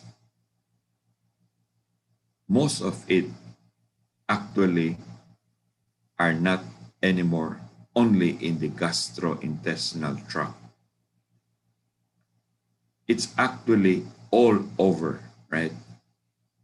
And there's no more rule. I used to think that pinworms will only be in the rectal area or part of the GI tract. I used to think that hookworms will only be in the liver or in the lungs. But I have come to the conclusion that in fact, it can be anywhere, any kind, and where it damages can produce a particular disease. For example, they brought a young girl to me 3 years ago, and the girl, about 14 years old, was suffering from migraine. The pain was so severe that the aunt of that girl just came, and she said, "Bert, I'm sorry, I have came here without appointment because the pain is so severe." So when I asked how bad it was, she was studying at Silliman High School, and by 11 o'clock, the girl would just do like this, that means the pain is so bad, the teacher will say, just go home, right? It was so routine. She comes home, gets a takes painkiller, and then she would sleep up to about 3, and then by 3 she would go back. And the poor girl was really in pain every day, right? And when we muscle tested, we found out that the brain was filled with a few thousand hookworms, right? And when I share this with doctors, they won't believe me, right? Because first of all, they question the methodology that I am trained in muscle testing, that by touching a patient, I could communicate with the brain and talk and find out what it is. So I used a device called a zapper and adjusted the frequency on which to kill hookworms. Immediately after 2 hours of zapping, the pain disappeared, right? And she's free of pain after that. I don't know because she didn't come back. And I asked the aunt, and she said she's better now. And she does not complain and she does not be absent in class, right? I have done this with more than maybe 100 patients already, right? But the worm that goes into the brain is not limited to the Ancylostoma duodenale. It can also be the Taenia solium, which comes from the pig. It's a tapeworm. It does not grow as long as the Taenia saginata from the beef, but it can. I have zapped so many patients. Some of them were scheduled for dialysis the next week. And hindi natuloy yung dialysis because I muscle tested and found out that the glomerulofiltration rate, which is the amount of blood passing through your kidneys for filtration, is normally around 57 ml per minute, right? And these people are doing 15 or less. The moment you go down to 15, then you're a candidate for dialysis, right? And the creatinine, of course, is quite high, right? Now I noticed that there were 3 or 4 kinds of worm there, including millions, billions of fungi, usually in the form of the microzyma and the slime molds. And when we took it out, I also tested the glomerulofiltration rate started to improve, right? In a few weeks, there was an improvement in the creatinine because the cleaning is now faster, right? Remember, the creatinine is a measurement of the things, of the so-called dirty things in the body, which the kidneys are trying to excrete. So when we remove it, the creatinine came down dramatically in a few days. So the doctor said, well, let's postpone. So I told the family, ask your nephrologist to postpone it for a while, right? And then after a month, then they decided that the dialysis was not necessary, right? Now, the pain that JM has been describing, if indeed it is caused by worm, I very big chance it will be the Taenia solium. And it's not going to be only there. If it is there, usually the pelvis are also infected, and the kidneys, and especially the ureters, they love that place, right? And if it is in the right ureter, very, very likely that the right fallopian tube and the right ovary will also be infected, right? That's why it's important. I usually diagnose it from the point of view of the parasites, and then from the parasites, we were able to find out which part. That's why people say, I'll zap. I said, wait, so that if we can find out what parasite is hitting you or family members, then we can examine that part because it's very difficult to do muscle testing, right? It's very brain draining. But once we identify it correctly, and we'll be able to hit patient, heal, improve the excuse me, the healing of patients, right? So I'll look into your one JM, huh? Yes, good. Later, I right? appreciate that. Right. Thank you. Later, after we're done with the session, perhaps. Okay.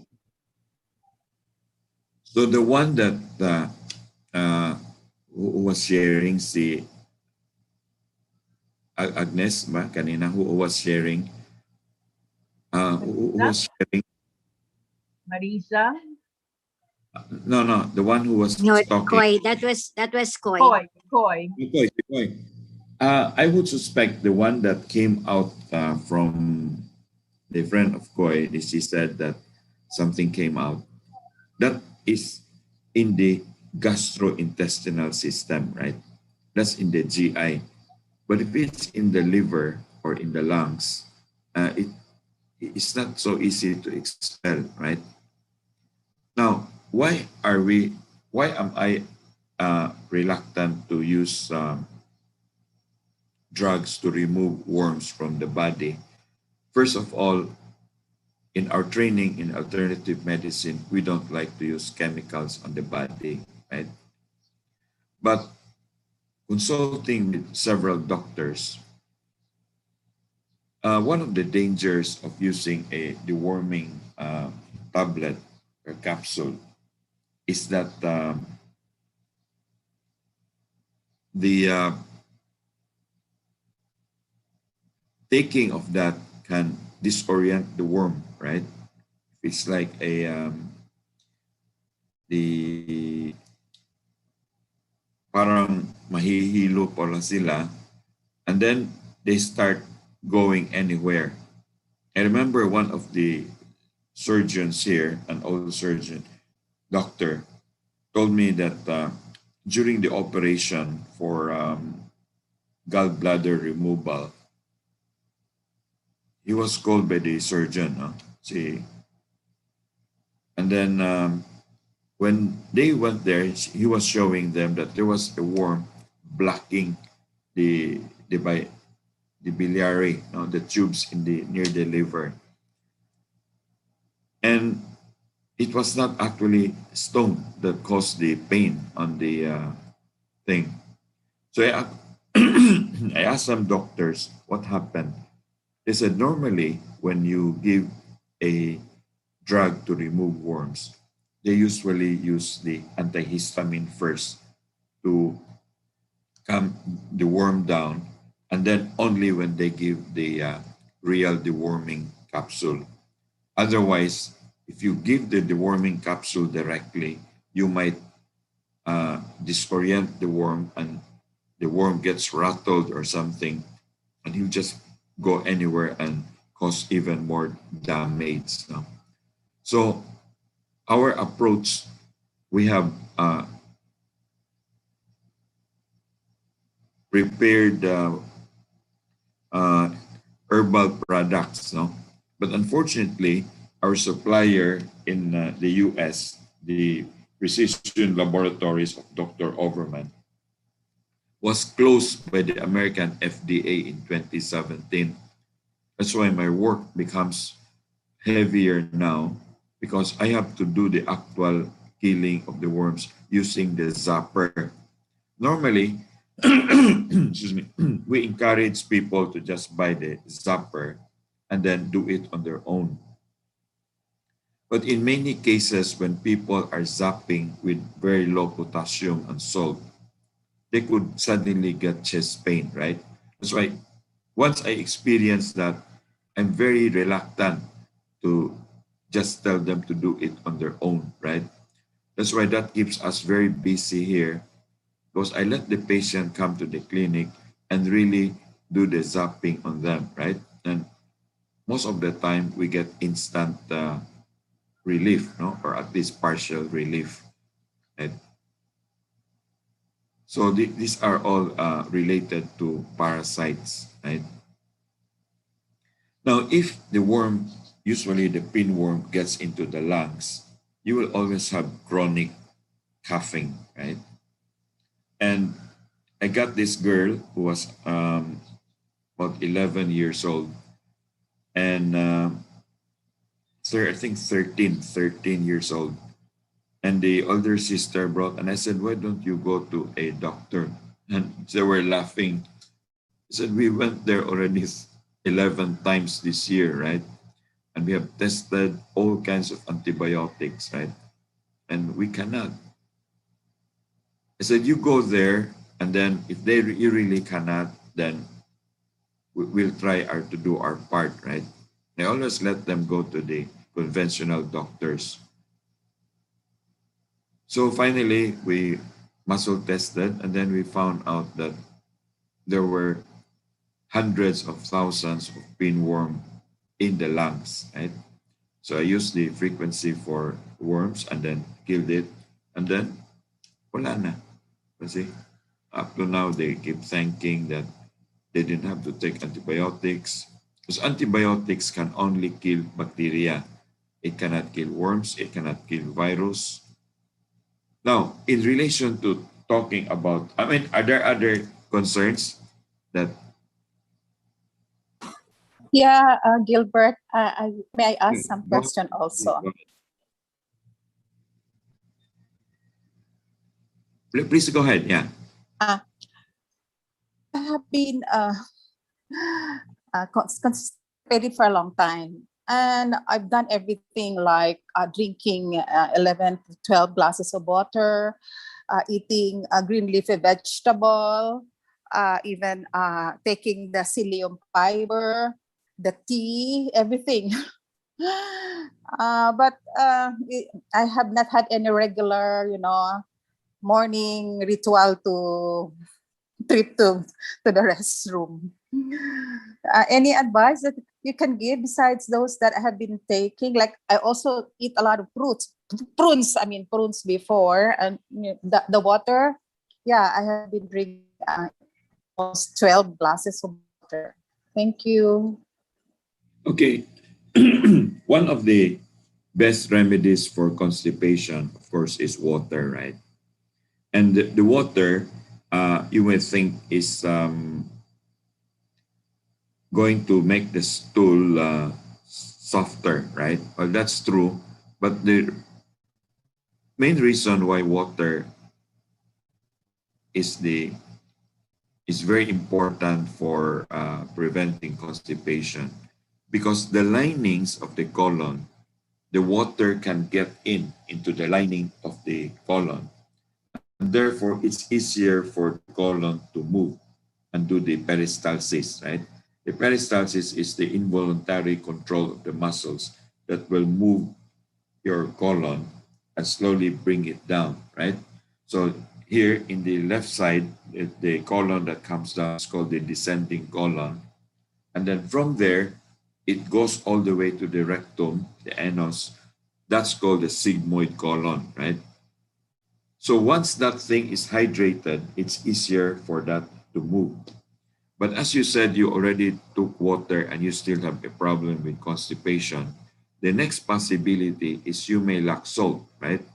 Because once you drink water without salt, the water that you drink will just be drained out in 15 minutes, right? So 90% of the population are now conscious about drinking water, but maybe only 10% of the population really understood that in order for the water to stay, to hydrate the body and do proper metabolism, you need salt, right?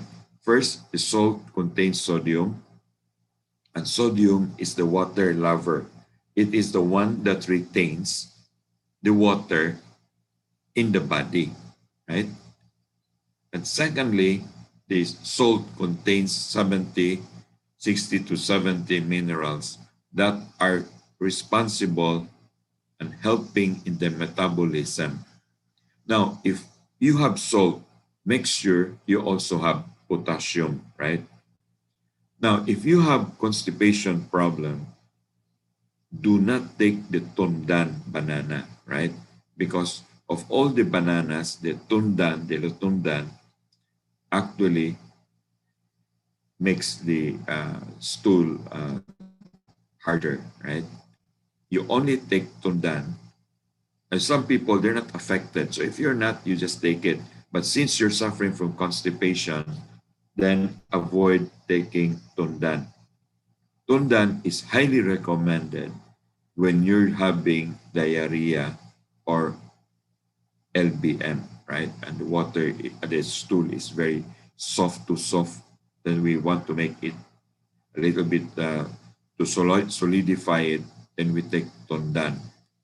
Now, if it still does not work, then there is a formula that's 99.9% guaranteed. It's called the formula number one. It's made by an herbologist in California called Dr. Schultz. Now, the formula number one, if you look at the ingredient, it's actually mostly psyllium. So I usually ask the patients to take psyllium, and the psyllium will actually help you move, right? Very, very helpful. But if you don't like to take psyllium, you buy the formula number one. It's actually made with um, an herb from South America. Now, the way to take the formula number one is to take one at the end of dinner, at the last part of dinner. If you next day you still don't move, you take 2 capsules. But I'm almost sure you will be able to move the next day with that, right? But just in case you cannot, the second day, the second dinner, the following day, you take 2. And if you still cannot, take a third one on the third day. The record breaker for the formula number one is a 460-pound person, I think from Hawaii. And Dr. Schultz was sharing this, that the guy could hardly move for 6 months. And that came out will be raisin size, small things. So he took one, could not move. Second day, took 2. Third day, I think he took 26. On the 27th day, he sat down in the bowl for about 30 minutes, filled up the whole bowl, and the smell was so strong that his wife had to open the window, and they have to sleep in a motel that night, and he reduced by about 50 pounds, 60 pounds, I think. And the wife told the Dr. Schultz that I always knew that my husband was full of shit. You know? So Dr. Diliaco loves that story. Now, where do you, I'll get that bottle, Vanji, huh? I'll get that bottle and show everybody. Just give me a minute. Right?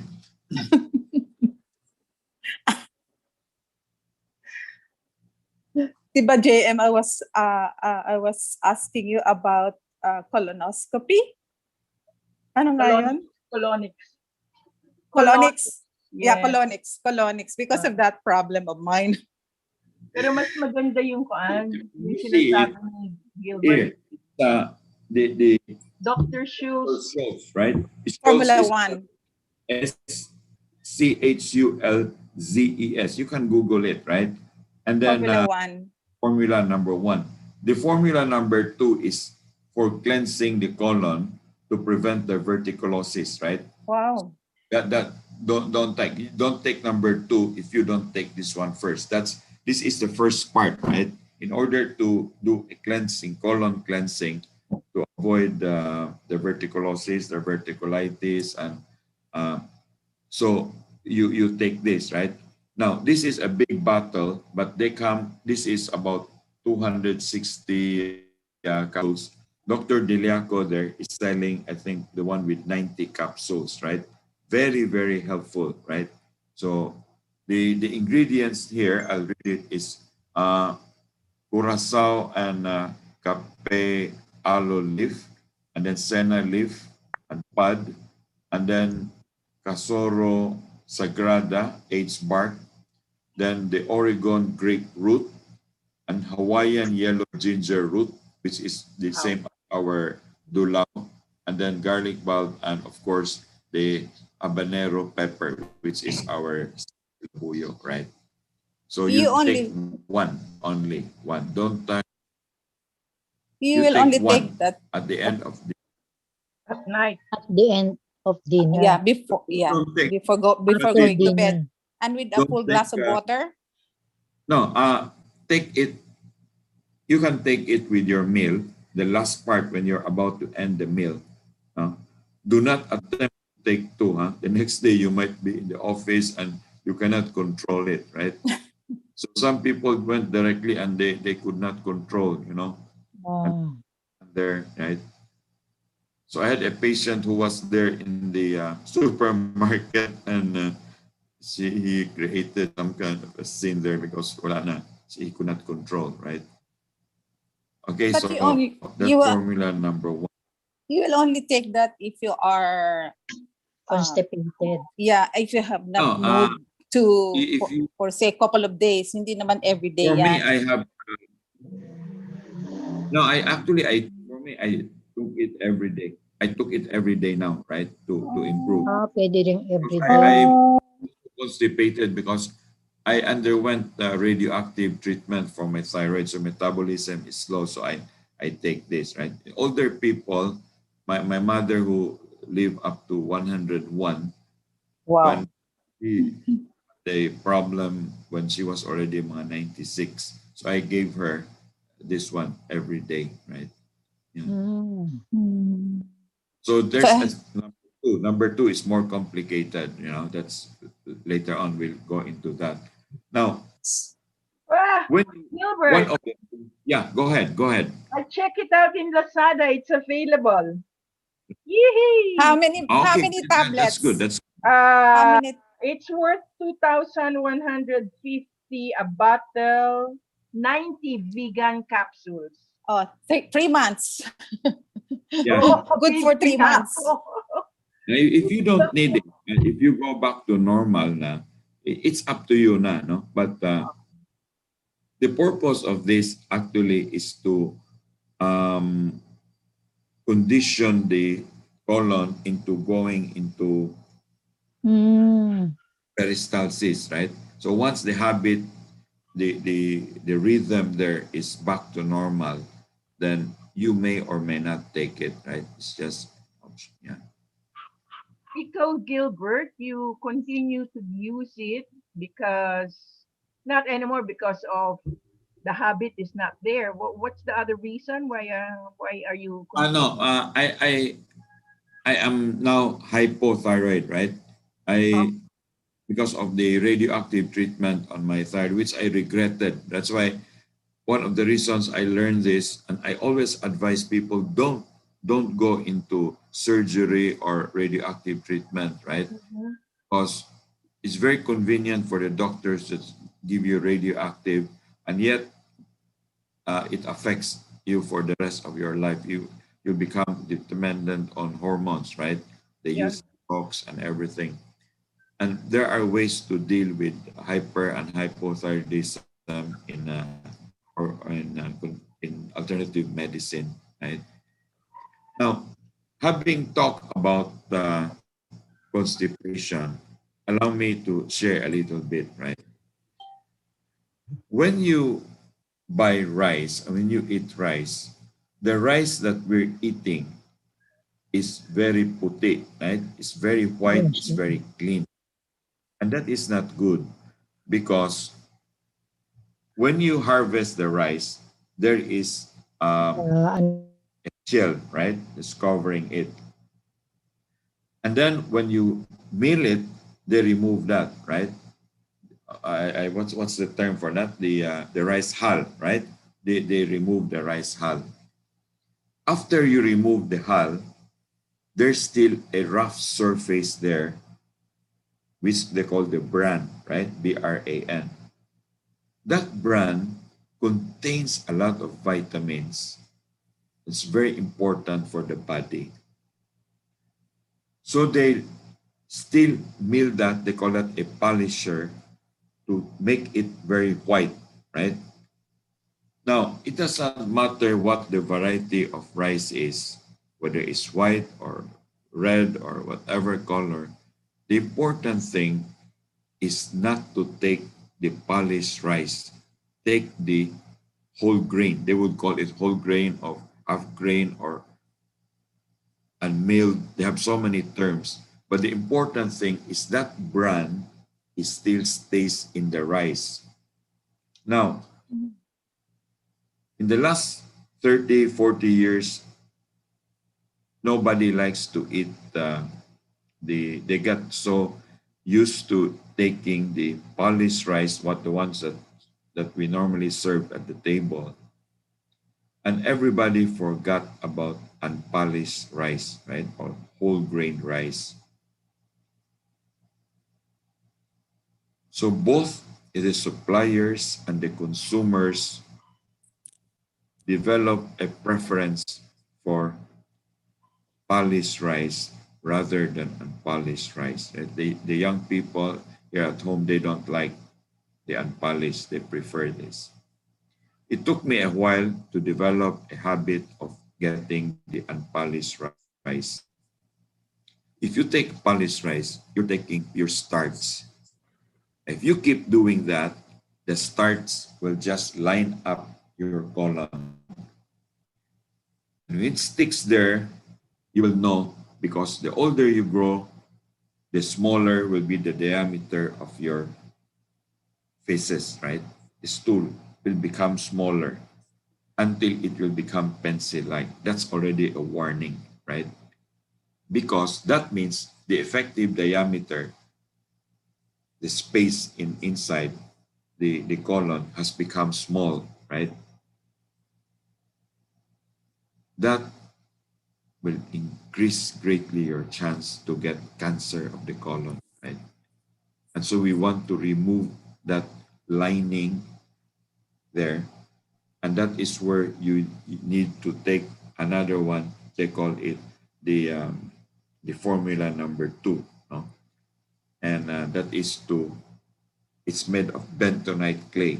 So when you take it, the clay will stick to those linings there. By the way, we always think that tae is tae, right? The waste is not the same. There is what you call the ordinary waste and the trapped, rotten, fecal waste. How do you know it's the rotten, fecal waste? Because it smells stronger than the ordinary, and it's usually darker, right? So a lot of us may have to cleanse our colon because a trapped, rotten, fecal waste has built up there, right?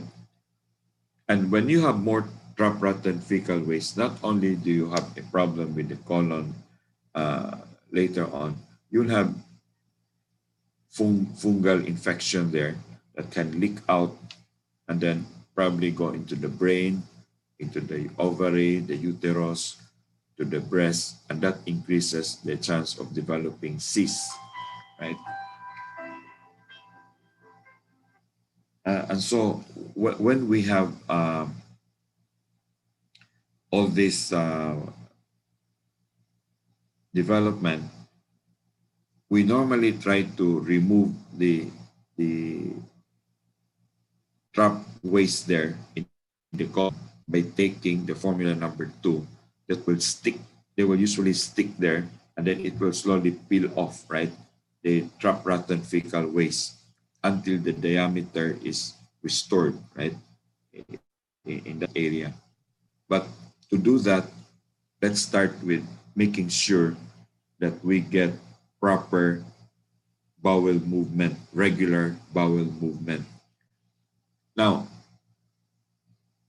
there's a difference between diarrhea and LBM, right? LBM is not necessarily bad. In fact, as we get older, we want to avoid constipation because if patient happens to have blood clot there, and then he's forcing the stool to come out there, then a lot of people actually suffer stroke right in the middle while sitting in the toilet bowl, right? It's very common. My aunt died from that stroke.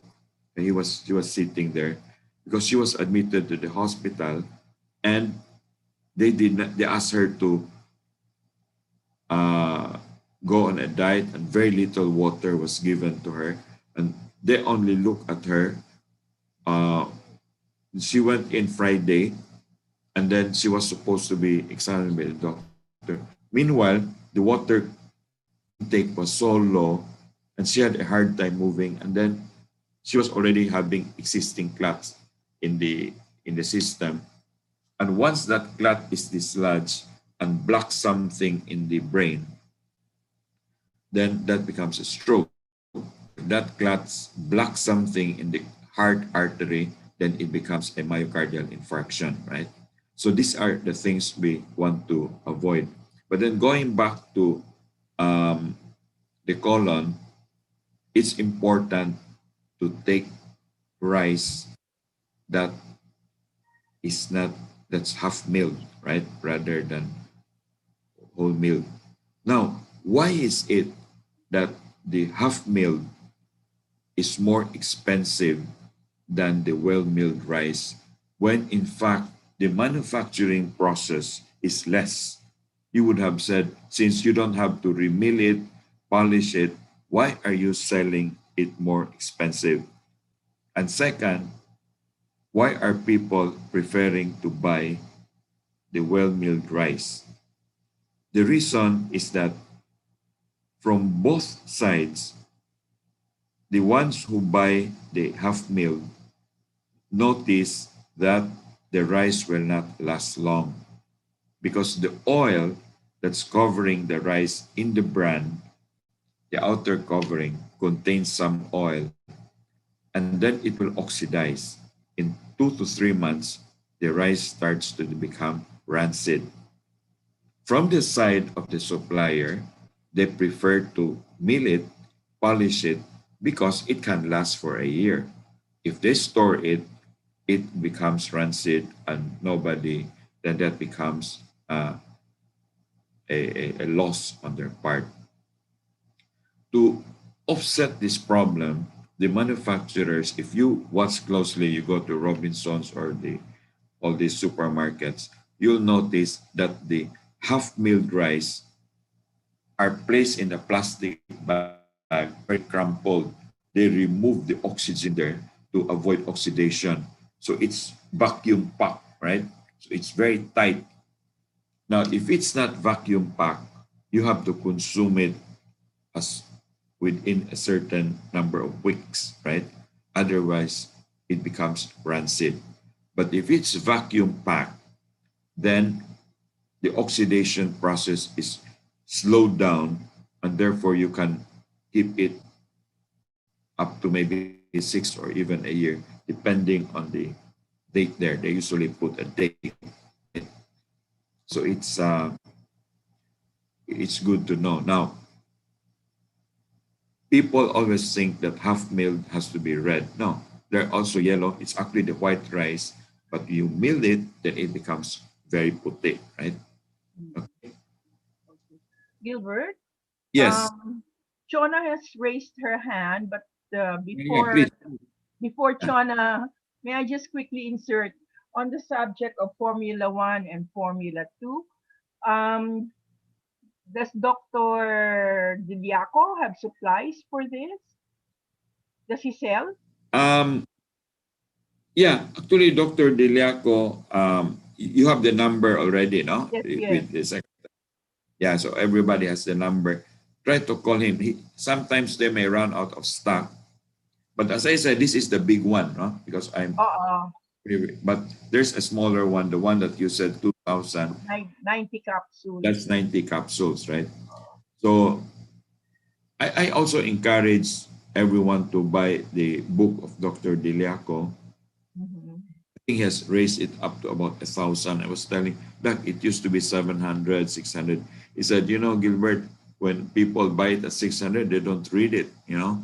But if it's 1,000, but we sell it here in Dumaguete at 600 because, you know, our people here cannot afford 1,000, right? So you learn a lot there from that book, right? So you call the Dr. secretary, si Madel, and si Secretary. R. Okay, Chona, your turn. Yeah, Hi, Chona, good please. morning. Good morning, everyone. Good morning, Gilbert. I'd like to ask two questions. Okay. First, you mentioned about worms coming from pork and beef, no? Is that because it is not very well cooked? My second question is brown rice. Is that half-milled rice? Thank you. Yeah, the term they use is half milled or well milled, right? The rice undergoes two or three processes, right? The first one is to remove the rice hull. That's the brown covering, right? The palay. So when you see the palay, it's still brown. So the old system, they just use a grinding stone, and then they use that, we call it the nigo in Visaya, no?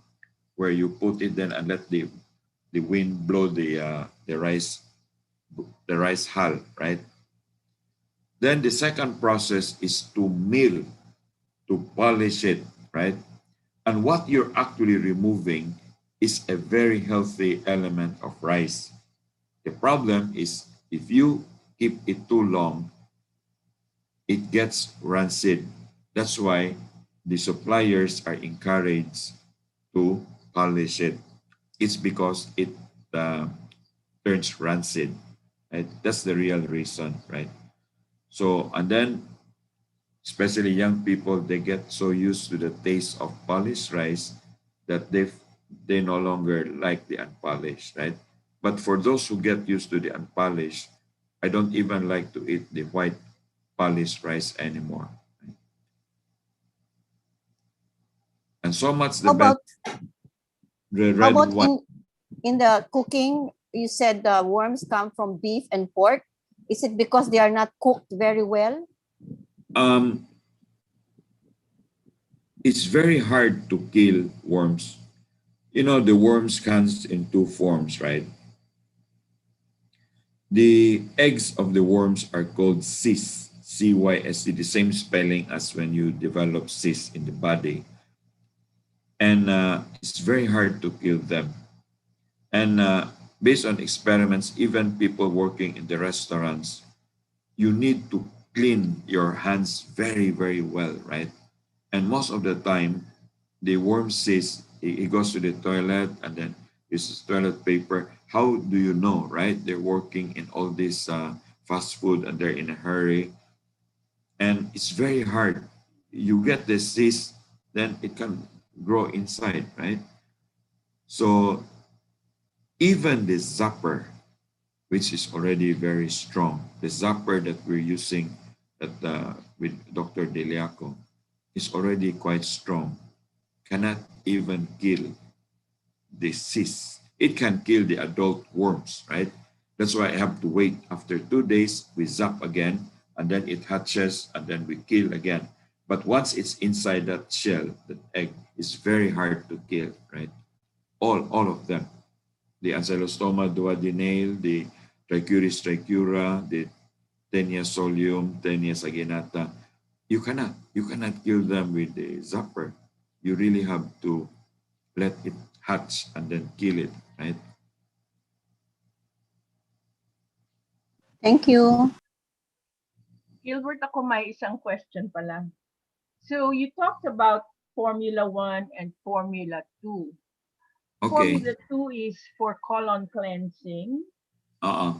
and then Formula 1 is for us to facilitate movement, no, Right. of That's right. That's our. right. So colon cleansing, I think, should be done by everybody, hindi ba? Every so often. How? What do you recommend? I mean, I was used to having colon cleanses, but there I get myself flushed with water.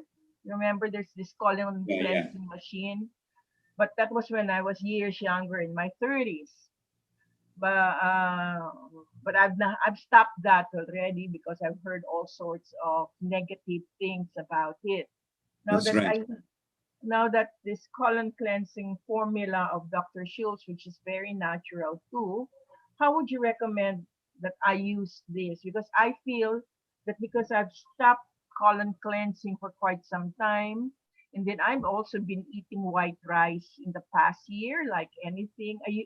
Before I didn't eat rice, but now in the past year I've been eating a lot of white rice, a lot of pasta, these things really, I know for a fact, really sticks on the intestines.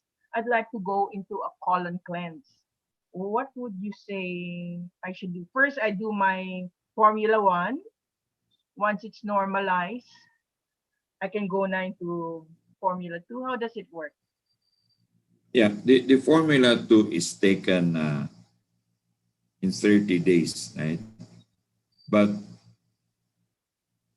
a little bit of warning, if you go into Formula number 2, make sure you're very, very disciplined in drinking water because it actually causes constipation, right? Because that's made of clay, right? It's called bentonite clay. So, so if you do that, you have to be very disciplined with your 13 glasses of water. And you take about 30 capsules of that, right? A day. So in 30 days, you'll be taking about 900, right? But a lot of people, even without, because it's expensive, right? The formula is expensive. Um, a lot of people actually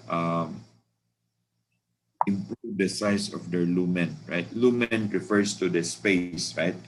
Anything, even if your artery, the space, the hollow space, they call it the lumen, right? The lumen actually, the opening actually increase even just with the use of Sealy. And if you keep on having regular drinking your water properly, your salt and then your potassium and everything, it will actually slowly clean it, right? Even without the formula number 2, right? Okay. Now, if the build up has been very strong, what happens is if you have your colon, the trap rotten fecals, it will bulge. You will get some small bulging out. That's called diverticulosis, right? It will bulge out and then the trap rotten fecal waste will go inside, right? So you will be having a tube, for example, and then you will have some kind of protrusions, right, inside. That's called diverticulosis.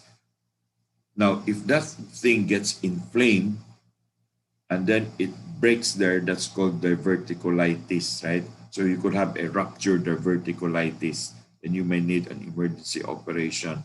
So that's why the job of the uh, colonoscopy is to find out if you have diverticulosis or how much you may that the diverticulosis could lead to diverticulitis, right? So this is the reason why you have to cleanse it so that you will be getting a smooth colon, right? To reduce the risk of colon cancer, right? But you try first, right? And if you do this and you cleanse, you'll notice that the diameter of the stool actually gets bigger, right? So some people, they say it's like pencil na lang. That means the build up there must be very thick already. So be at almost an inch, right? So it makes the diameter very small. That's very dangerous, right? We want to slowly clean that up, right? All right. Thanks. Gotcha. Thank Okay. you, Gilbert. Okay. Anybody else with a question for Gilbert? Otherwise, we can end the session for now and we pick it up again next month. Or you can always call Gilbert directly since all of you already have his contact. JM, can I have my question? Yeah, please. Okay, Tita. Okay. Gilbert, I'm suffering from itong acidity. Anything that I take up, parang yung sikmura ko laging full. And then I take omeprazole. Oh, that one helps me. Pero parang laging full yung aking stomach. But then, according to, if I will not take food, the more that I will have acidity. I read it that I have to take meal every 2 hours and then with small portion only, not full. So I'm trying that, but it's still yung acidity, nagbaburp ako, and then yung pain nagpupunta sa likod ko. Pagka parang ang feeling ko, punong-puno yung aking sikmura, hindi rin ako makakain maayos. Pero pag nag-take ako nung omeprazole, medyo nalelesen. Kaya lang, nagiging everyday na. How can I prevent that? May Is I that ask, acidity? how do you eat in the morning? What do you start with?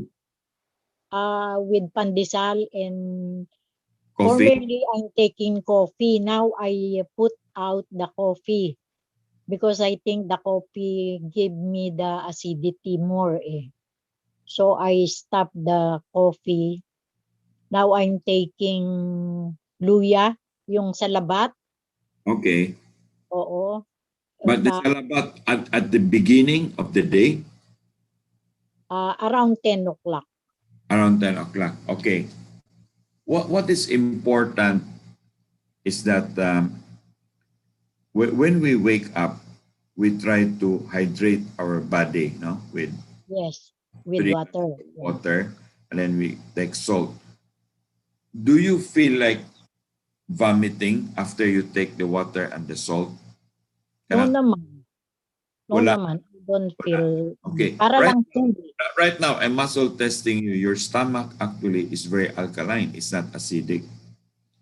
You know, if the body, the stomach is very acidic, you should welcome it, right?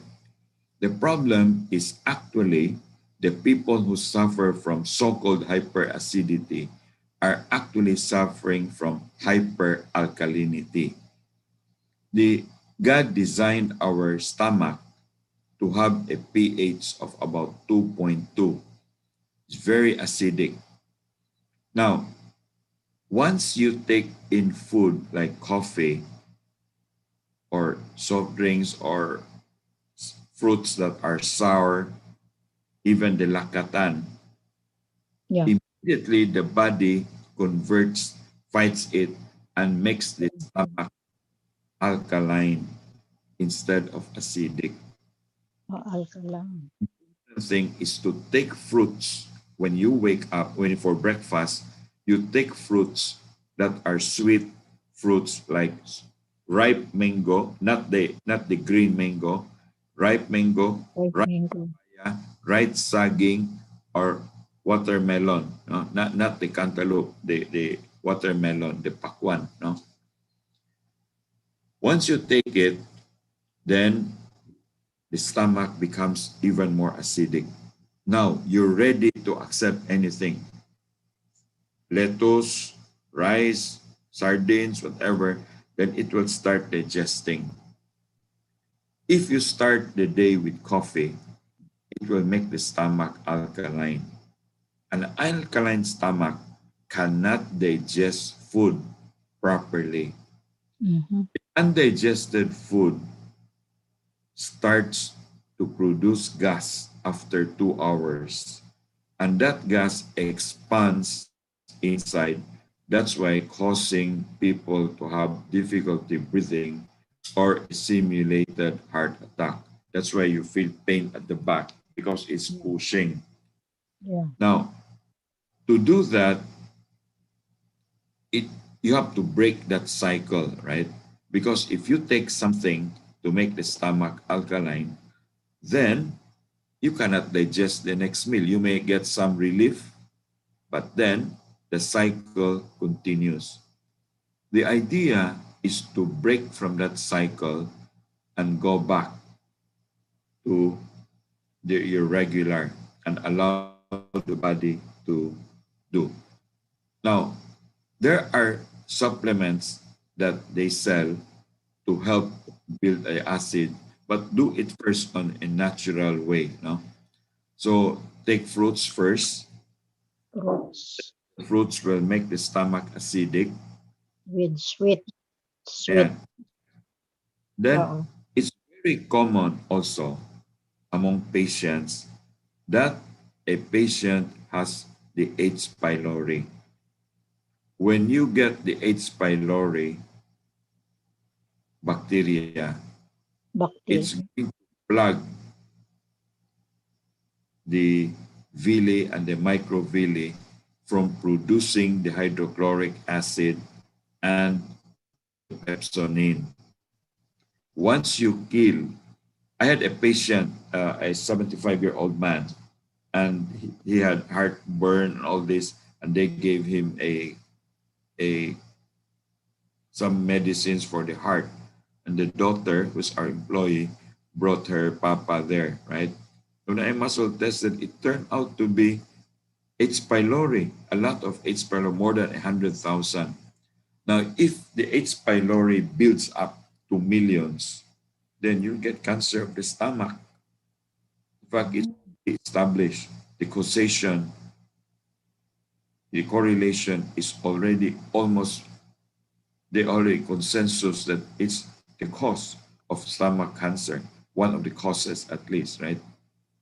So H. pylori is a bacteria, but since it looks like a helix form, that's where you get the name Helicobacter pylori, right? The two Australian doctors wrote a paper on that as early as the 1970s, and then eventually they got the Nobel Prize, right, for discovering that H. pylori is the cause of ulcers, right, and gastrointestinal ulcers there. So they got the Nobel Prize, I think, in the 1990s now, no? Much later after they published. The first to discover that were the vets, and the cows were getting thinner. And then they got samples from the stomach of the cattle, and then they found out that that's H. pylori. Before that, the conventional medicine would not accept.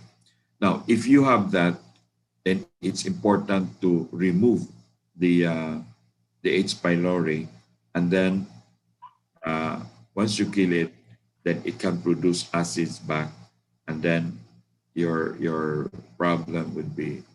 So let me try. Do you have a medicine for that? Normally they give you a medicine called metronidazole, but if you can do it with the zapper, you don't have to take the antibiotics, right? Okay, Joy, no? Okay, let me check. The GI tract of Joy is free of H. pylori. You have one. Gilbert, I think it's Dali.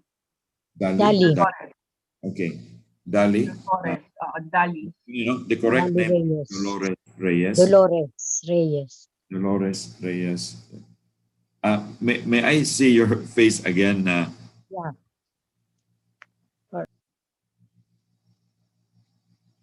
Okay. Dolores Reyes is free of H. pylori.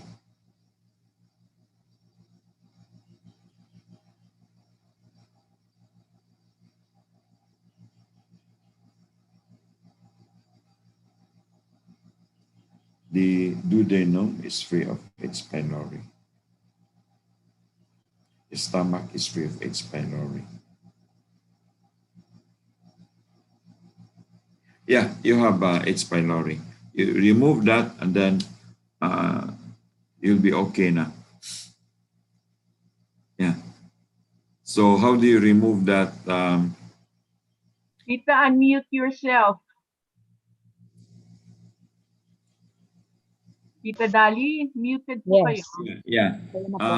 Ano po, if you can, who can, JM, can you lend whoever can lend the zapper to Tita, no? If it's Tita Dolores, if she can use the zapper, I can Help Zoom her. or video conference and supervise the use of the zapper.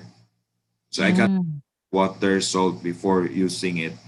It take only maybe 15 minutes, right? And then we kill it, and then once you take out that H. pylori, then the acids can Normalize. yeah. Sige, I'll make arrangements po with Tita Daddy. Okay, Okay. sige. Thank you. Thank All you. right. So is there any other issue? Or can we table this for next month? Kasi magpapahiling pa ako kay Gilbert. Any other? Gilbert, Yeah, can I yeah. also consult the case of my son, Carlo Joseph Reyes, 20 years old, 21 years old. He's suffering from mass dito sa right leg, right neck niya. Dito. Sa right neck. Tapos it goes down sa ano niya, sa balikat, but it causes him headache. And we have brought him already sa EENT. Ang sabi ng EENT, it's a muscle. So it should be a doctor for muscles. And then I consulted the doctor, nabigyan naman siya ng Escalan. And then yung para doon sa muscle, meron namang ointment na binigay. Pero lagi siya nagsasuffer doon. Gusto na niya magpa-MRI. Parang hindi namin maanuhan. Ano ba talaga? Saan ba siya dapat dalahin? May I ask again? There's a mass. Yeah, parang dito. Dito sa ganito Right side. Hinihilot ko siya. Parang may mass dito. It caused him to have a headache. Tapos minsan nahihilo siya, hindi siya makadrive. Ang tinitake niya, Alaxan, Biogesic, pero sabi niya hindi daw nagiging effective. May I get the birthday of Carlo? May I get the birthday of Carlo? Carlo Joseph. Oh yeah, may I get his birthday? Date of birth? January 8, 2000. January 8. Tita, doesn't he live with you, Tita? Why doesn't he come on camera now? Wala po, nagja-jogging. Kasi Sige. nadaan niya sa ano yung katawan niya. Ano siya, basketball player dati siya. Tapos yung pain na yun hindi nawawala. We have consulted already doctors, EENT, hindi niya ma-relieve. Okay, sige. I'll try Tita, I will try to check him. Maybe if not today, tomorrow, no? Sige. We'll try. It's very hard to do this in the when the patient is not around. Is not around, no, beside us here. So I try to do my best in the through mental na in this pandemic, because we cannot face patients, right? Normally they usually come here or we pass to Dr. Diliaco in the Visayas and in Negros here. I try to help Dr. Diliaco because all of them had to travel to Quezon City before, no? So Dr. Diliaco, we are in Quezon City. Si Dr. Diliaco in Quezon City. I'm in Dumaguete. Kami in Quezon City. We are living in Quezon City. So if Dr. Diliaco can see you, will be better, no? But let's try. Yeah, He's quite busy, very, very busy, no? Okay, if there's no more questions, we'll reserve some for next month, no? We will just get yung contact number mo from JN. Sige.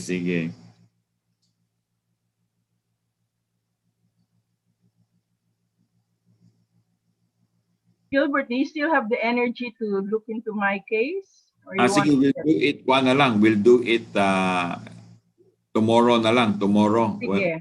What time would you like it tomorrow? Sige, ikaw. What is your preference? I think I'm available the whole day except 4 o'clock. I'm rehearsing the prayer leaders. Sige. I'll let you know. Teka, just a while. If you can wait for a bit. You have her, no? Just you have the zapper at home na, no? Yeah, I have it. Okay, sige. So let's set it for mga 2 p.m., no? Tomorrow? Tomorrow, yes, I'm okay. 2 p.m. Okay. tomorrow. In case I forget, just call me, no? You call me. Okay, I will. At 5 Ano yung JM? No? JM yung sinasabi ni Gilbert. Ano yon? Machine? Yeah, I'll call you, Zapper? Tita. It's a machine. Okay. I'll get back to you. Gilbert, Okay. one last question from Vanji. Vanji, what is Vanji, it? go ahead. It's actually the question of Marisa. Okay, Vanji. If it is kung pwede daw for intestinal fatty liver, kidney, and gallstone illness kung wala siyang adverse effect. The formula number 1? Yeah. No. Don't get confused. Fatty liver is for liver, right? From the word fatty liver. There's no such thing as intestinal fatty liver, right? Fatty liver is when you get fats in the liver, right? Built up from triglycerides, right? It's entirely different from what. So what we need here is to remove the to help in the bowel movement, right? The fatty liver has an entirely different approach to cleanse it. We'll be using dandelion roots, right? And the dandelion roots is to remove the fatty liver, but it cannot repair the scars that resulted from fatty liver. Because remember, when you get a fatty liver, it stretches the liver, right? Inflames and stretches it. In the process of stretching, it will injure the liver, but the liver is very fast in repairing it. In fact, it's the conventional doctors is the only organ that rebuilds itself, which we don't agree, but the liver actually rebuilds itself. That's why people can donate part of their liver to a loved one, and then it will just, in 6 months, it will go back to original size. The problem with the rebuilding of the liver is that it tends to be fibrous, right? That's why after the injury there, in the expansion, the stretching, it will rebuild. And when it rebuilds, it produces a scar in the form of a fiber. That's why they call it fibrosis, right?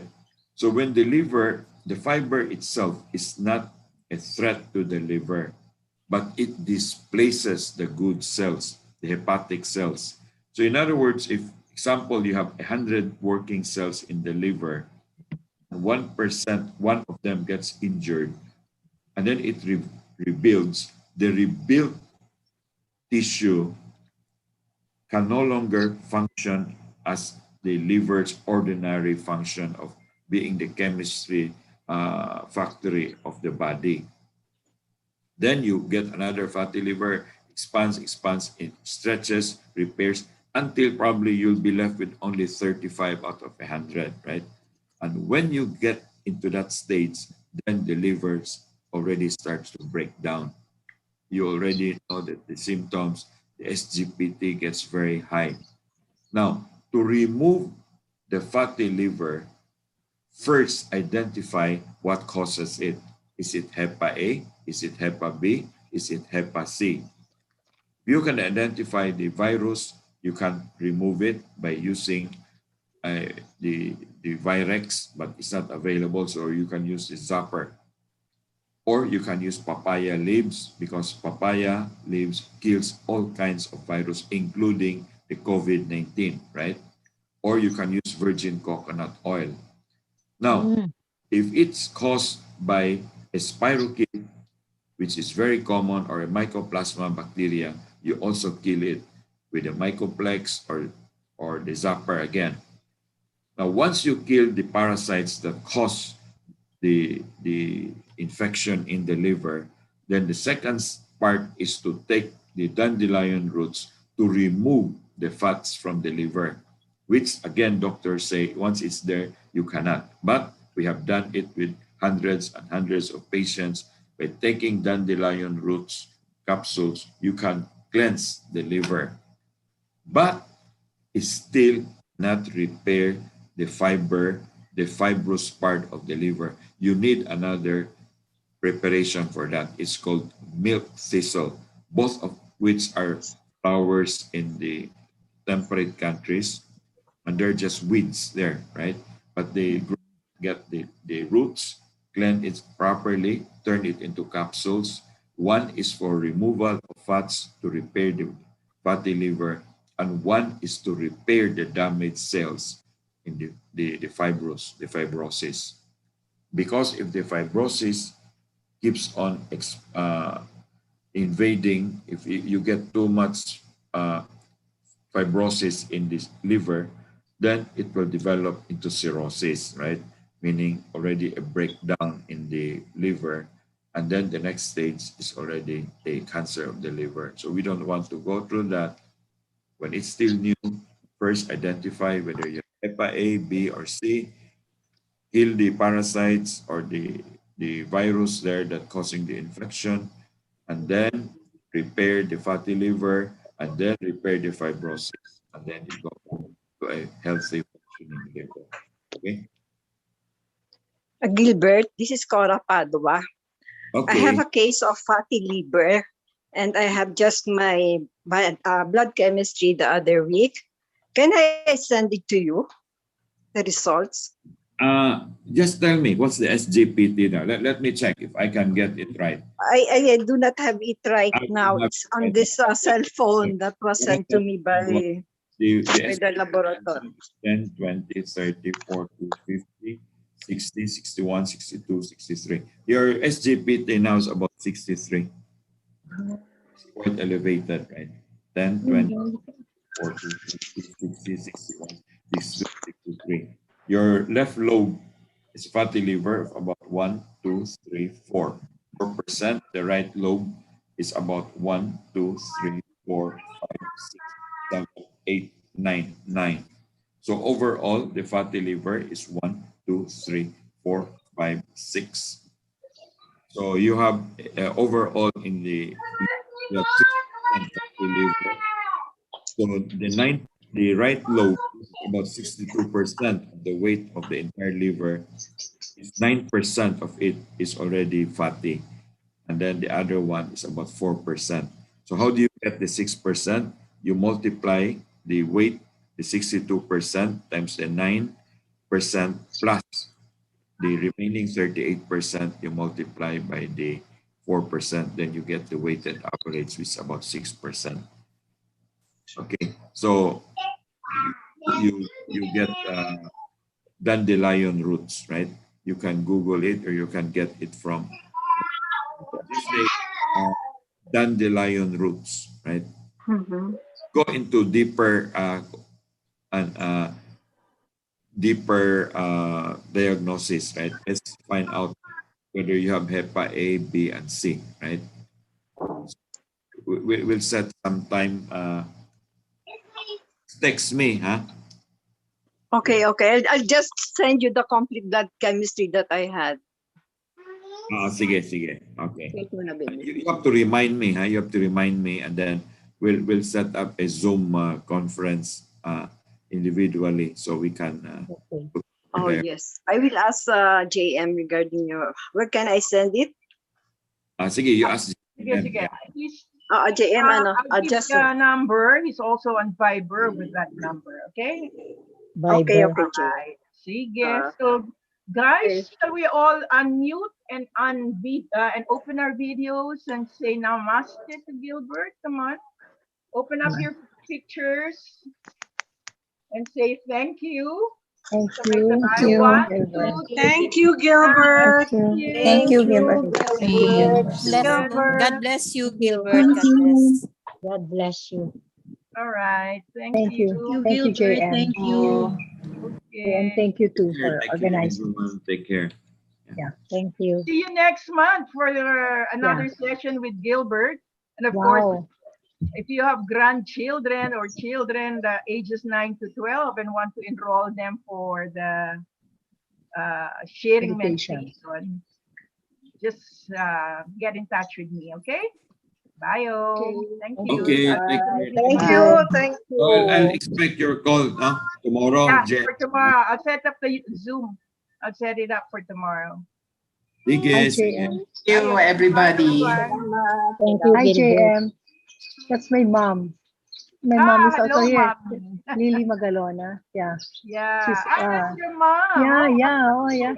Hi, mom. Yeah. She's in Bacolod. I'm in Manila. Yeah. oh, that's And wonderful. then, and Okay. yeah. Hi, mom. Bye. Thank you. Sige po. Thank you Bye. very I'll end much. the room now. Bye. Yeah, Bye. bye.